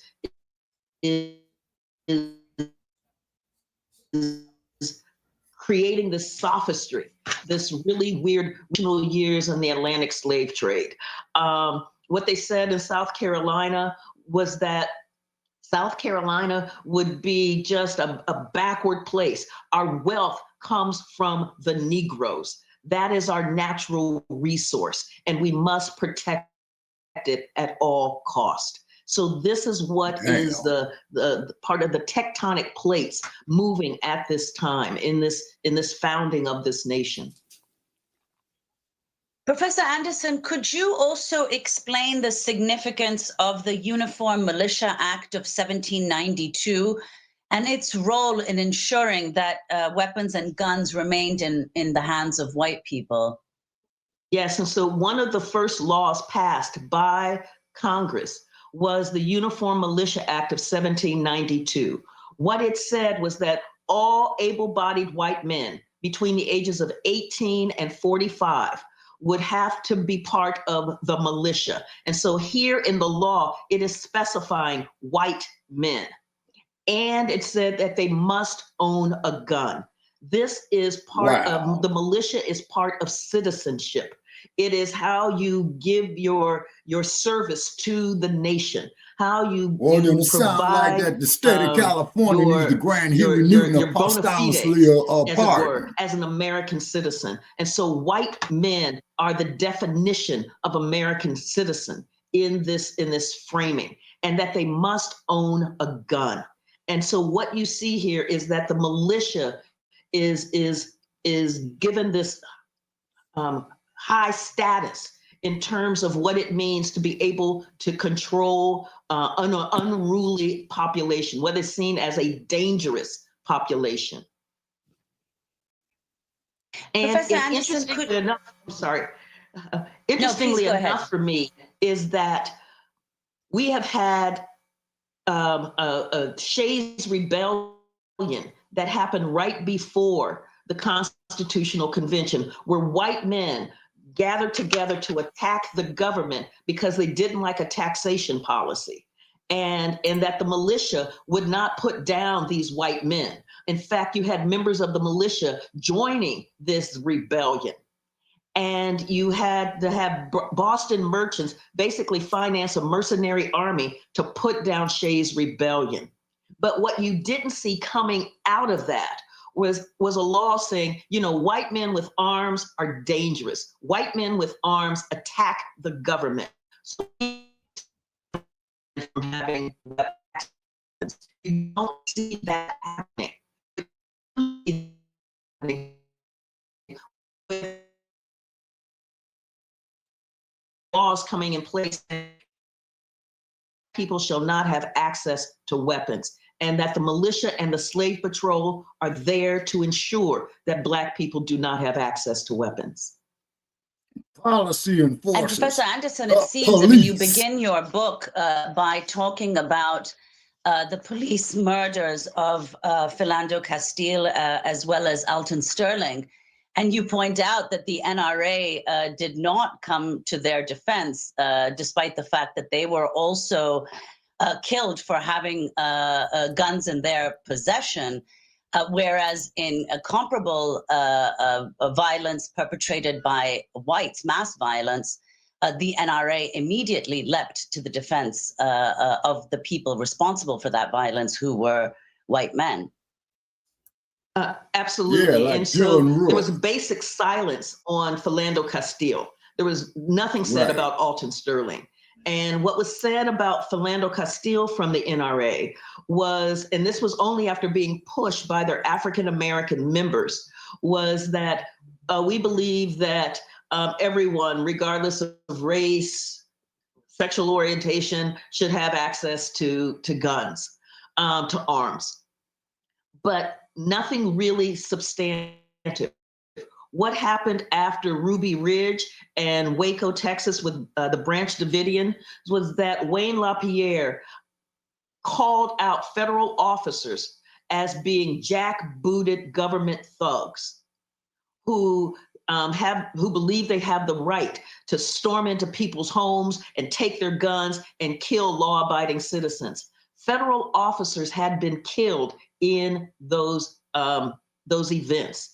And so to then label the response as jackbooted thugs when you get silence with Philando Castile, it really led me to, as journalists were asking, don't African Americans have Second Amendment rights? And that's what sent me down this path all the way to the 17th century to be able to answer that question.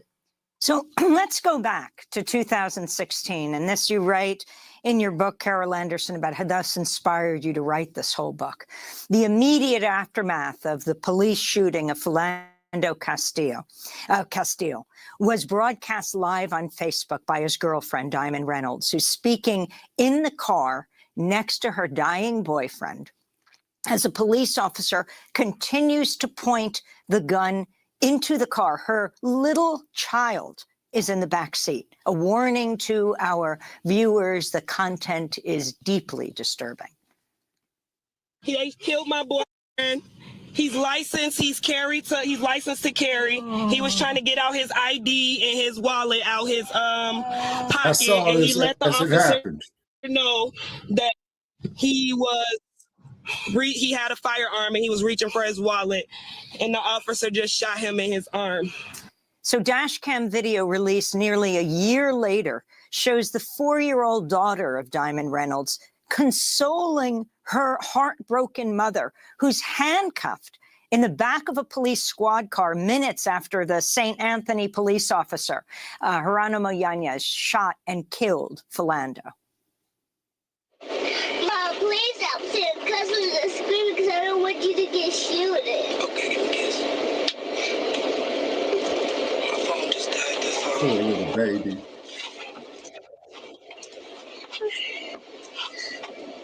I can keep you safe. It's okay, I got it, okay?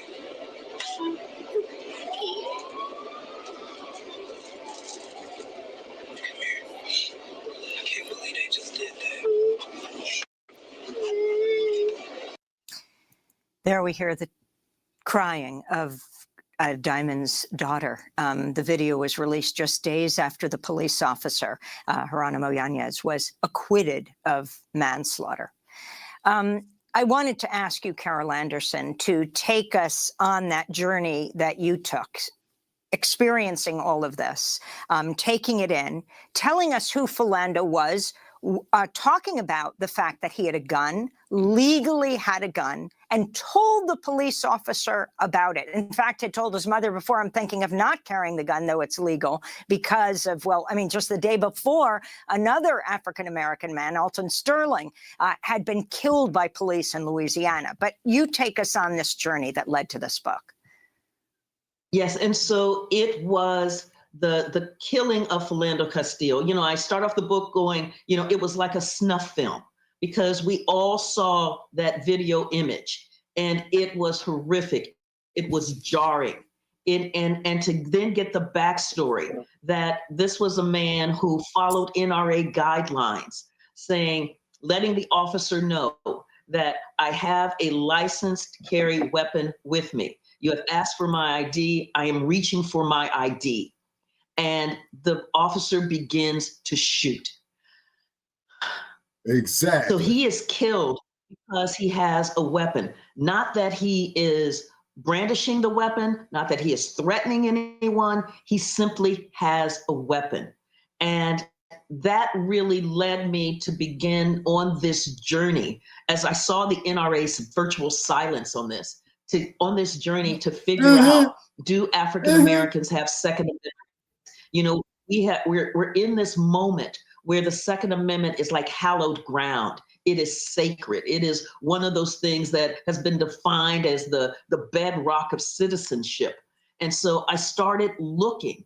And as I went on this journey, what I saw was that it wasn't about guns. It was about the fear of Black people. It was about the fear of Blackness. It was about the societal labeling of Black people as dangerous, as a threat to whites, and that this architecture comes in place in order to contain this Black population, in order to provide security and safety to the white community from this fear of Black people. And then you get this really weird matrix happening where Black people are feared but needed. And so it is how do we contain them? How do we snuff out their quest for freedom? How do we snuff out their quest for their basic human rights while also keeping them as labor without rights? How do we do that? How do we make that subjugation happen? How do we talk about in this land of the United States of America? How do we talk about freedom, but try to keep it contained from this Black population? We don't want them getting the ether that we're talking about in this revolutionary moment about freedom and democracy and justice. We don't want them hearing the words about equality. How do we do that? And when there was a revolt in Virginia in 1800 with Gabriel, and Gabriel had fed on the language, the revolutionary language from the United States, from the French Revolution, and from the Haitian Revolution.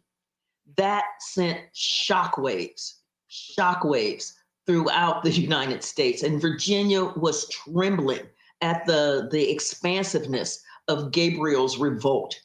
And the response was, you know, the wrong people are getting the word about freedom and democracy. The wrong people are hearing this revolutionary language and thinking that it applies to them.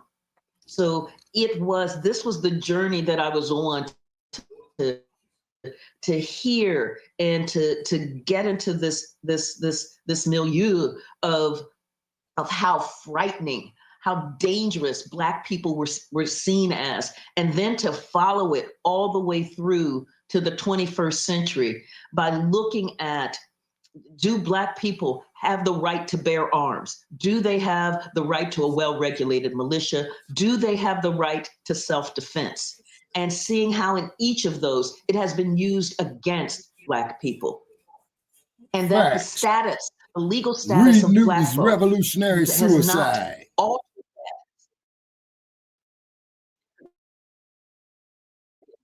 Whether enslaved, whether free Black, whether denizen land between enslaved and citizen, whether newly emancipated freed people, whether Jim Crow Black, or whether post-civil rights African American. The right to bear arms, the right to a well-regulated militia, and the right to self-defense are in fact fractured. That citizenship is fractured. It is hobbled by this intense anti-Blackness, this fear of Black people, this sense of Black people as a danger to white American society. So, Professor Anderson, could you talk about that, in particular, the role of Black militias, which you talk about in the book, their role in the early 19th century, to what use they were deployed, and then how it is that whites stripped Black militias of their official standing? Yes, and so in Louisiana, when it was still the Louisiana Territory, but it was on its way. It was on its way. You had a well-heeled, well-trained Black militia that had been very effective. The U.S. came in.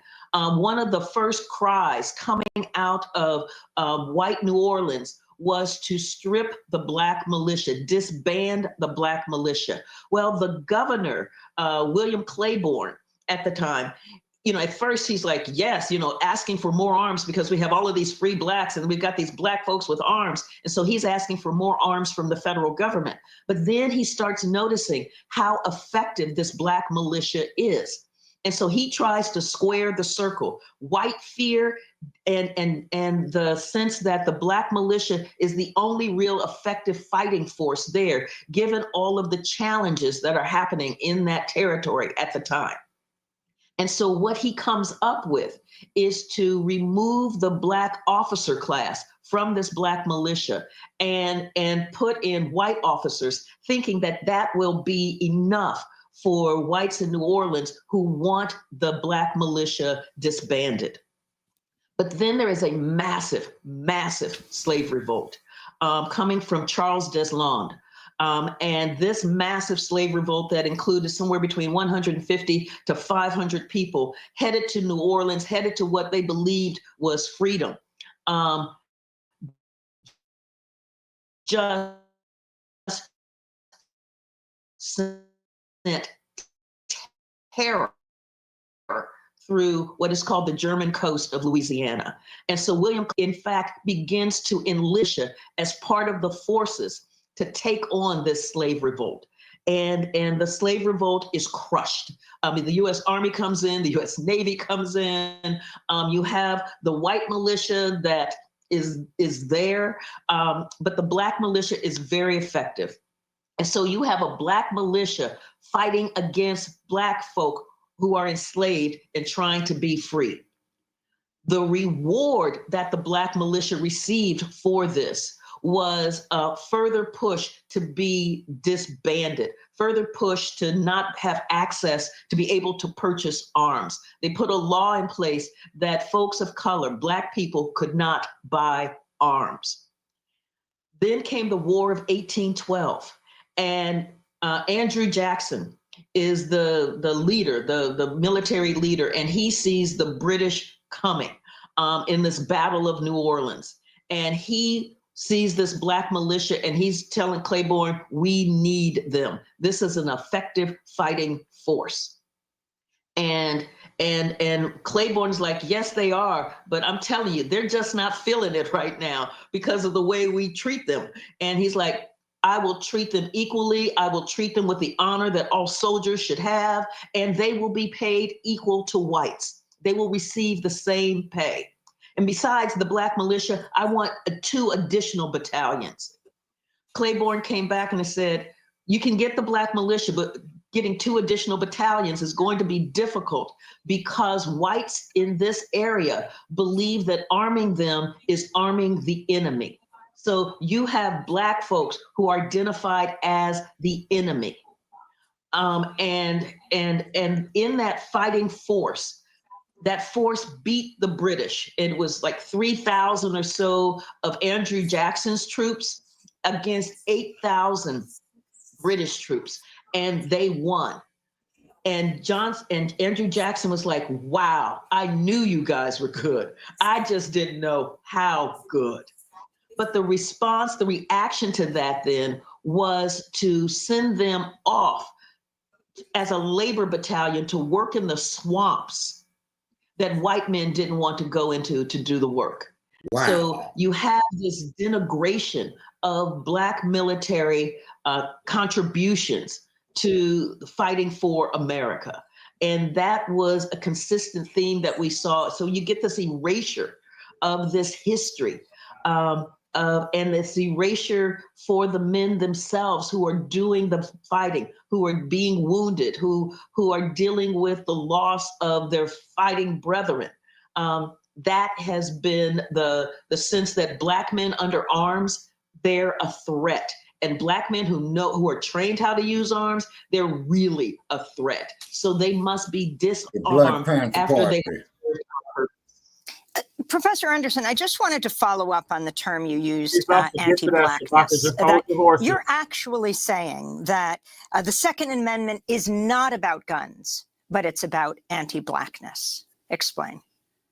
Yes, it is about the fear. So, and the best way to do this is to talk about the kind of history that we have about the Second Amendment. We hear the history of the militia about being this really effective fighting force to fend off a foreign invasion and also being there to fend off domestic tyranny. But what they knew at the time was that the militia had proven to be uneven, unreliable in the war of independence, the war for independence.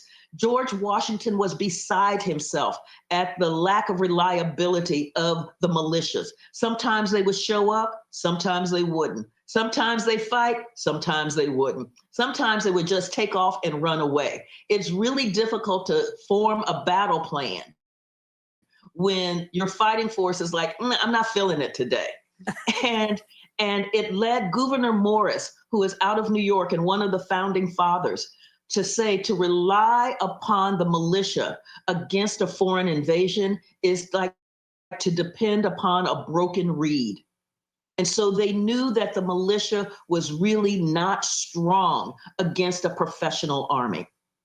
And then there was Shays' Rebellion. What they saw with Shays' Rebellion is that you could not really rely upon the militia in order to deal with an uprising and insurrections against government. You could not rely upon them for that.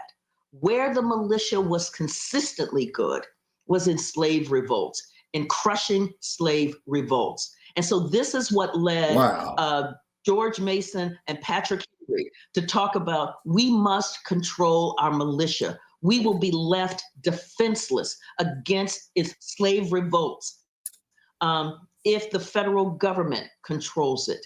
And so it is that fear of slave revolts, that fear of Black rebellion, this fear of Blacks as a dangerous population that must be controlled by these militias, that was essential in the drafting of the Second Amendment. When you think about the Bill of Rights, how you've got the right to freedom of the press, how you have no state-sponsored religion, how you have freedom of assembly, the right not to be illegally searched and seized, the right to a speedy and fair trial, the right not to have cruel and unusual punishment. And so you see these incredible rights. And then you've got this well-regulated militia, the right to bear arms for the security of the state.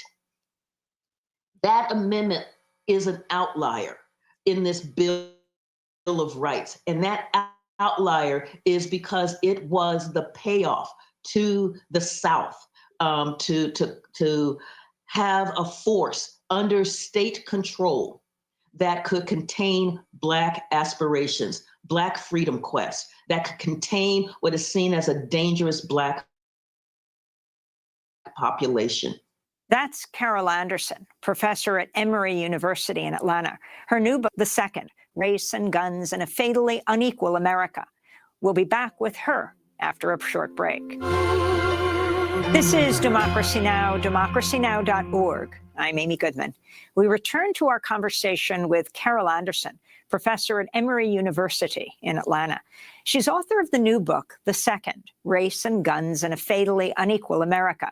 I recently interviewed her with Democracy Now!'s Nermeen Sheikh.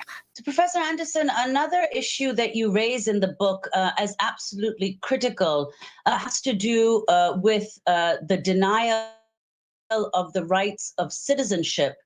So if you could explain the crucial Supreme Court decision here, Dred Scott versus Sanford in 1857, and how even after the 14th Amendment was passed, Dred Scott continued to take precedence.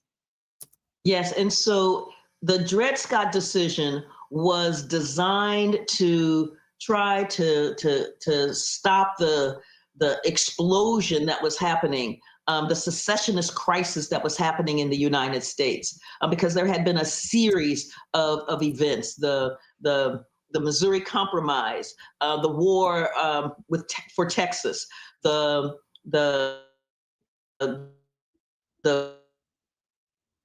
Kansas and bleeding Kansas. All of these things were about the expansion of fight to contract slavery. And so the Dred Scott decision, so Dred Scott was a Black man who was enslaved, and his owner had taken him to free soil states, Wisconsin and to Illinois. And then he was taken to Missouri, which was a slave state. He had argued that because he had been on free soil for years, that he was free. What this decision said, written by Chief Justice Roger Taney, was that Black people were never considered citizens of the United States. That part. They weren't considered citizens, and that there's, with the Uniform Militia Act of 1792, they weren't considered citizens. Passports saying they're not citizens. They're denied the ability to carry the mail. All of these things prove that they're not citizens. He said in this decision, if they were citizens, they would be able to go easily from state to state, but there were laws that prevented that. And he said, and they would be able to carry arms wherever they went. And so in there, you see that being able to carry arms is a sign of citizenship in this framing. And it's saying they're not citizens. Dred Scott was the one that said that a Black man has no rights that a white man is bound to respect. Dred Scott, in fact, did not stop the crisis. In fact, it added to it, and it helped lead to the Civil War. After the Civil War, you had Andrew Johnson as the president of the United States, basically issuing these mass amnesties to the Confederacy, to Confederate leaders, who then reassumed their positions in these states. And they passed constitutions and laws that denied Black people their rights. One of the laws that they passed were the Black Codes.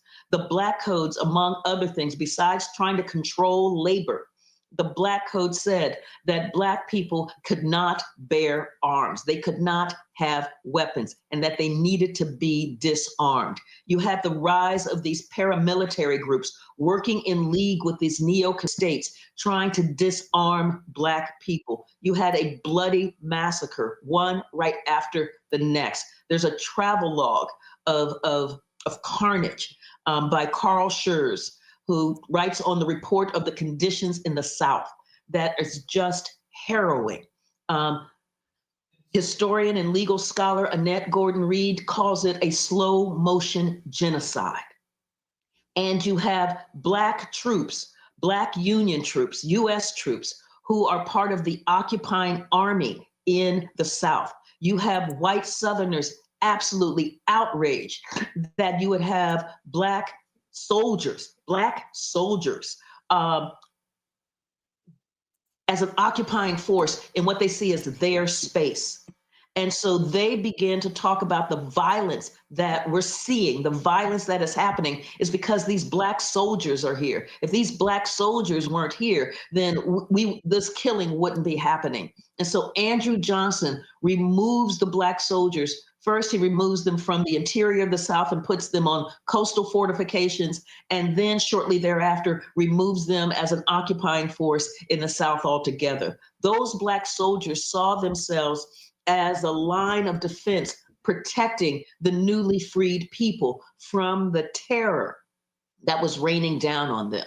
So the denigration of Black soldiers, the attempt to disarm Black people after the war, the language that Black people aren't really citizens, that Black people are dangerous, and they cannot have access to weapons because it challenges the safety and the security of white Southerners. I mean, that's what was going on at this time. Professor Anderson, I wanted to leap forward to ask about how authorities responded to the Black Panthers, which urged Black people to arm themselves in the 60s. This is Bobby Seale, co-founder of the Self-Defense Party, speaking in 1967. That part. The Black Panther Party for Self-Defense calls upon the American people in general and the Black people in particular to take full note of the racist California legislature, with the hat which is on, now considering legislation aimed at keeping the Black people disarmed and powerless at the very same time that racist police agencies throughout the country are intensifying the terror, brutality, murder, and repression of Black people. So if you could respond to this, Carol Anderson, to respond to Bobby Seale. Yeah, so what Bobby Seale is talking about is the depth of the police violence and brutality that was raining down on the Black community. The uprisings that we saw in Watts, in Cleveland, in Newark, in Detroit, were all fueled not only by those horrific conditions in those places, but also by police brutality. And the Black Panther Party for Self-Defense was founded as a response to the brutality of the Oakland Police Department. And so what the Black Panthers did, they said, we will police the police. They knew what the law said about open carry in California. And they also knew what the law said about the distance that you had to maintain from a police officer arresting someone. So the Black Panthers would come to those arrests fully armed with the kinds of legal weapons that they were allowed to have. The police did not like it. They did not like it. And so the Oakland Police Department went to Don Mulford, an assemblyman, a California assemblyman, and said, we need your help. We need to make what the Black Panthers are doing illegal, because currently it's legal. We stop them, but they've got the right kinds of weapons. We can't arrest them for what they're doing. We need to be able to make their Let us listen to her. So what Mulford did with the help of the NRA was to write the Mulford Act, which banned open carry, which was a gun control act. And it was a gun control act targeted at the Black Panthers. So Mulford said, no, there's no racial targeting in this at all. This is about the Klan as well. But it wasn't. The letters make it really clear that the genesis for this, the catalyst for it, was how do we curtail the Black Panthers? How do we make them illegal? Fascinatingly, moving forward 20 years, I want to go to former Supreme Court Chief Justice Warren Burger, 1991, appearing on the MacNeil-Lehrer NewsHour. If I were writing the Bill of Rights now, there wouldn't be any such thing as the Second Amendment. Which says? That a well-regulated militia being necessary for the defense of the state, the people's rights to bear arms. This has been the subject of one of the greatest pieces of fraud. I repeat the word fraud on the American public by special interest groups that I have ever seen in my lifetime. This has been the greatest fraud. We're going to have to end with this final comment of yours, Professor Anderson. Yes, and that fraud has been that swaddling of the Second Amendment in the flag, in patriotism, in a sense of that the militia were there to protect and defend democracy, when in fact the militia were there designed to control Black people and deny Black people their rights. So in the Second Amendment, what we have in the Bill of Rights is the right to destroy Black people's rights. That is anathema. That is what has been committed. What most shocked you in your research? How consistent this anti-Blackness was and how it carries through to today with stand your ground laws, how it carries through with the ways that Black people are seen as threats, as monsters, as dangerous, simply because of their very being, and that puts a crosshairs on them. That is, writing this book was hard. Because writing about the past and carrying it to the future in the midst of the killing of George Floyd, Ahmaud Arbery, Breonna Taylor, was just, in the midst of the pandemic, was just a lot. That's Emory University professor Carol Anderson, author of the new book, The Second, Race and Guns in a Fatally Unequal America. Her other books include One Person, No Vote, How Voter Suppression is Destroying Our Democracy, and White Rage, The Unspoken Truth of Our Racial Divide. And that does it for our show.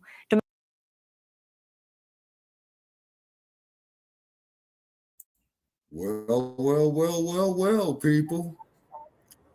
Yeah. So there you have it. Well. That was the whole history of breakdown of how the Second Amendment don't apply to us. Exactly. You see? Exactly. That part. And then too, ladies and gentlemen, you know, being of age, remembering this stuff as a child. Oh man, where do I begin? Okay.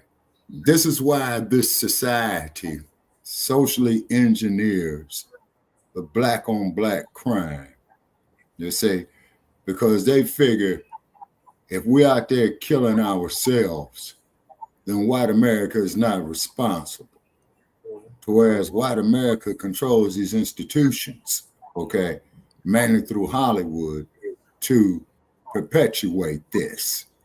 Shabaka, there's no such thing as Black on Black crime. If there's Black on Black crime, then there's white on white crime. There's brown on brown crime. There's Asian on Asian crime. Crime happens to those that are in close proximity to you. Okay. To quote the words of Sidney Poitier in a movie called In the Heat of the Night, you got white time in jail and you got colored time in jail, and the worst time to serve is colored time. Yeah. And that movie was made in 1967, right at the time that the Black Panthers were getting nationwide attention. So therefore, long live the spirits of Lil Bobby Hutton, Fred Hampton, Huey P. Yes. And all those, you know, that made the ultimate sacrifice. Also, to a shout out there to the memory of the one and only Mr. Johnny Cochran, who did take a lot of cases in the state of California and Los Angeles County, the defending cases pro bono, all the way with the case of Geronimo Pratt that he went on from beginning to end. Okay, white crime is organized, Black crime is egotistical. Okay, on that there, Black Joe, you got a point. You know what I'm saying? You got a point. They say, so this is why the powers that be, through Hollywood, through local governments, guys like Donald Duck and J.D. Vance, you know, being up there in power to perpetuate this. You see? Okay, Shabaka, let me start making our closing statements because I got to do Frontline Black News after this. Oh, absolutely. Most definitely. Okay, so I want to thank everybody for coming on. Please go on with your closing statements. And also, too, we appreciate Sister Nyota Uhura, you know, for joining us. Okay, and if you're out there, man, we're still listening to the feedback. Thank you so very, very much. We need donations, people. Okay, we need donations. Baka's Black Experience Enhanced is broke. Okay, we are broke. We need donations to keep this here going on. And then for those of you who do make significant donations in exchange, what we could do for you is that any business ventures that you are doing, you're more feel free to advertise them on this platform in exchange for your donations. Okay. Shabaka is old. Shabaka is in pain. Shabaka might not be here with you when it comes. You see what I'm saying? So over the years that we've done this, we appreciate all our contributors, all the positive ones and the negative ones too, like the Joe Gibsons and what have you, who got smooth owned on this platform. And then to Joe Gibson, if you out there and hearing this, man, you can come back and get some more of this business, in our last few episodes, if you like. And if you don't show up, then that there proves our point that you cannot stand this truth. And I yield. That's my closing comment. All right, Brother Che, take it over until the end. All right, go ahead, Brother Pete. What's your closing statement?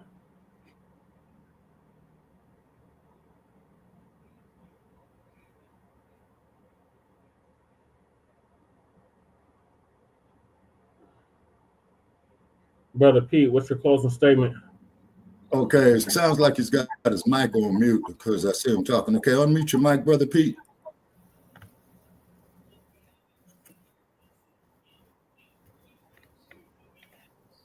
Brother Pete. I heard you. Yeah, okay, yes, sir. Yeah, I heard you. I was trying to get it done. Absolutely.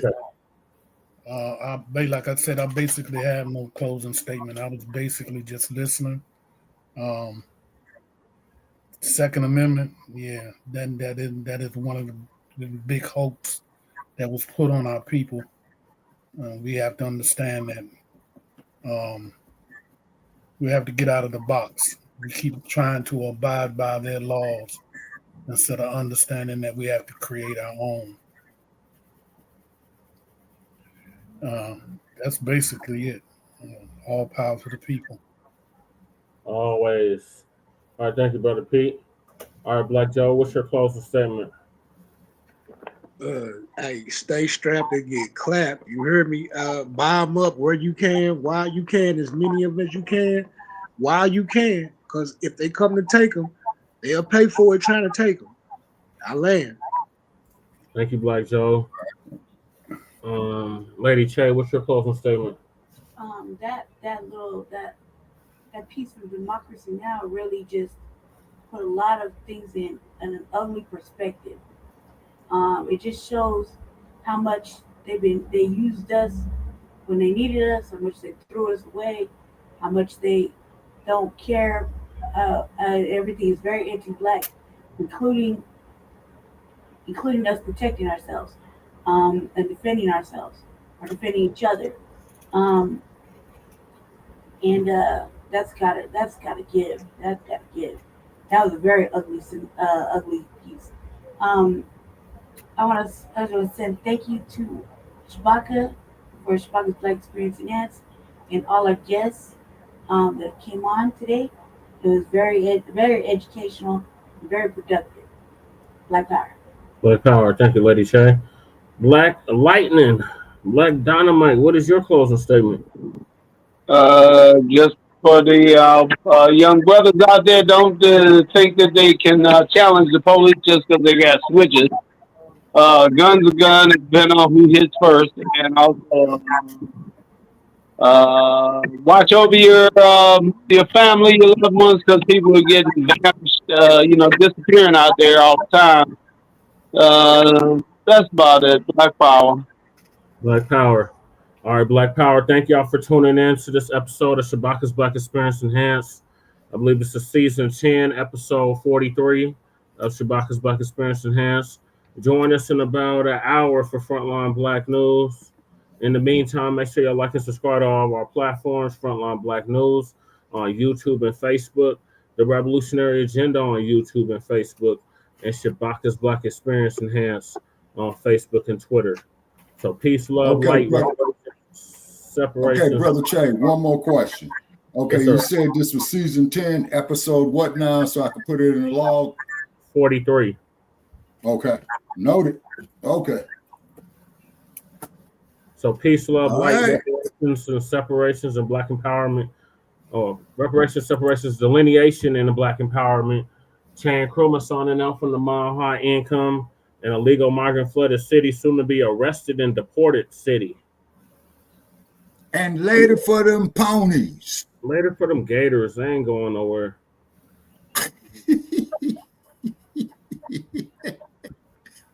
All right, folks, we appreciate everybody tuning in on this episode here. The original air date of this episode is September 9th, 2025. So, like the referee says, ladies and gentlemen, protect yourself at all times. And to quote Brother Malcolm, by any means necessary. So we're bidding you a good night from Las Vegas, Nevada. Come on, 7-Eleven. We out. Click clack. Yep. The National Guard will be out on the streets of D.C. this morning.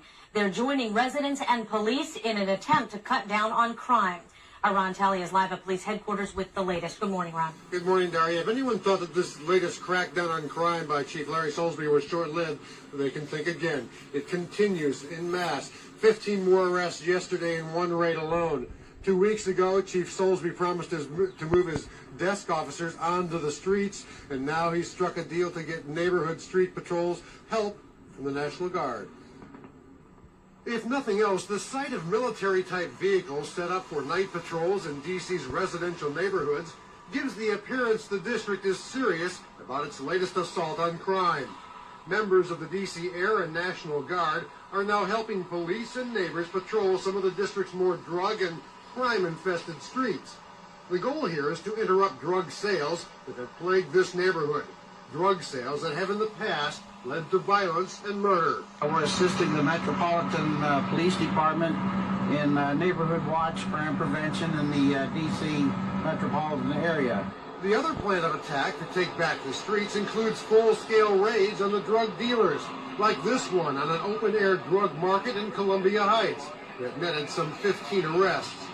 With 80 to 90 officers taking part on this raid alone, it's the latest, most visible sign of Chief Larry Soulsby's all-out assault on crime in the district, aimed not only at drugs, but also the gangs who deal them, and the rowdy night spots where they meet.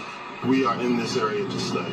We're in this area to help the community take back the community so they can walk these streets and enjoy the same freedoms everyone else does. Well, then one drug raid netted some 85 grams of crack cocaine, street value $10,000. Daria? What have residents been telling you out there? Are they happy about this? Looks like a war zone. Well, you know, that's what the chief had promised early on, that he was going to have officers in the streets so you could see them, not only so that citizens would feel safer, but so that those who are using drugs and dealing drugs would see the police and move on and stop. All right. Thanks a lot, Ron Teller, reporting live.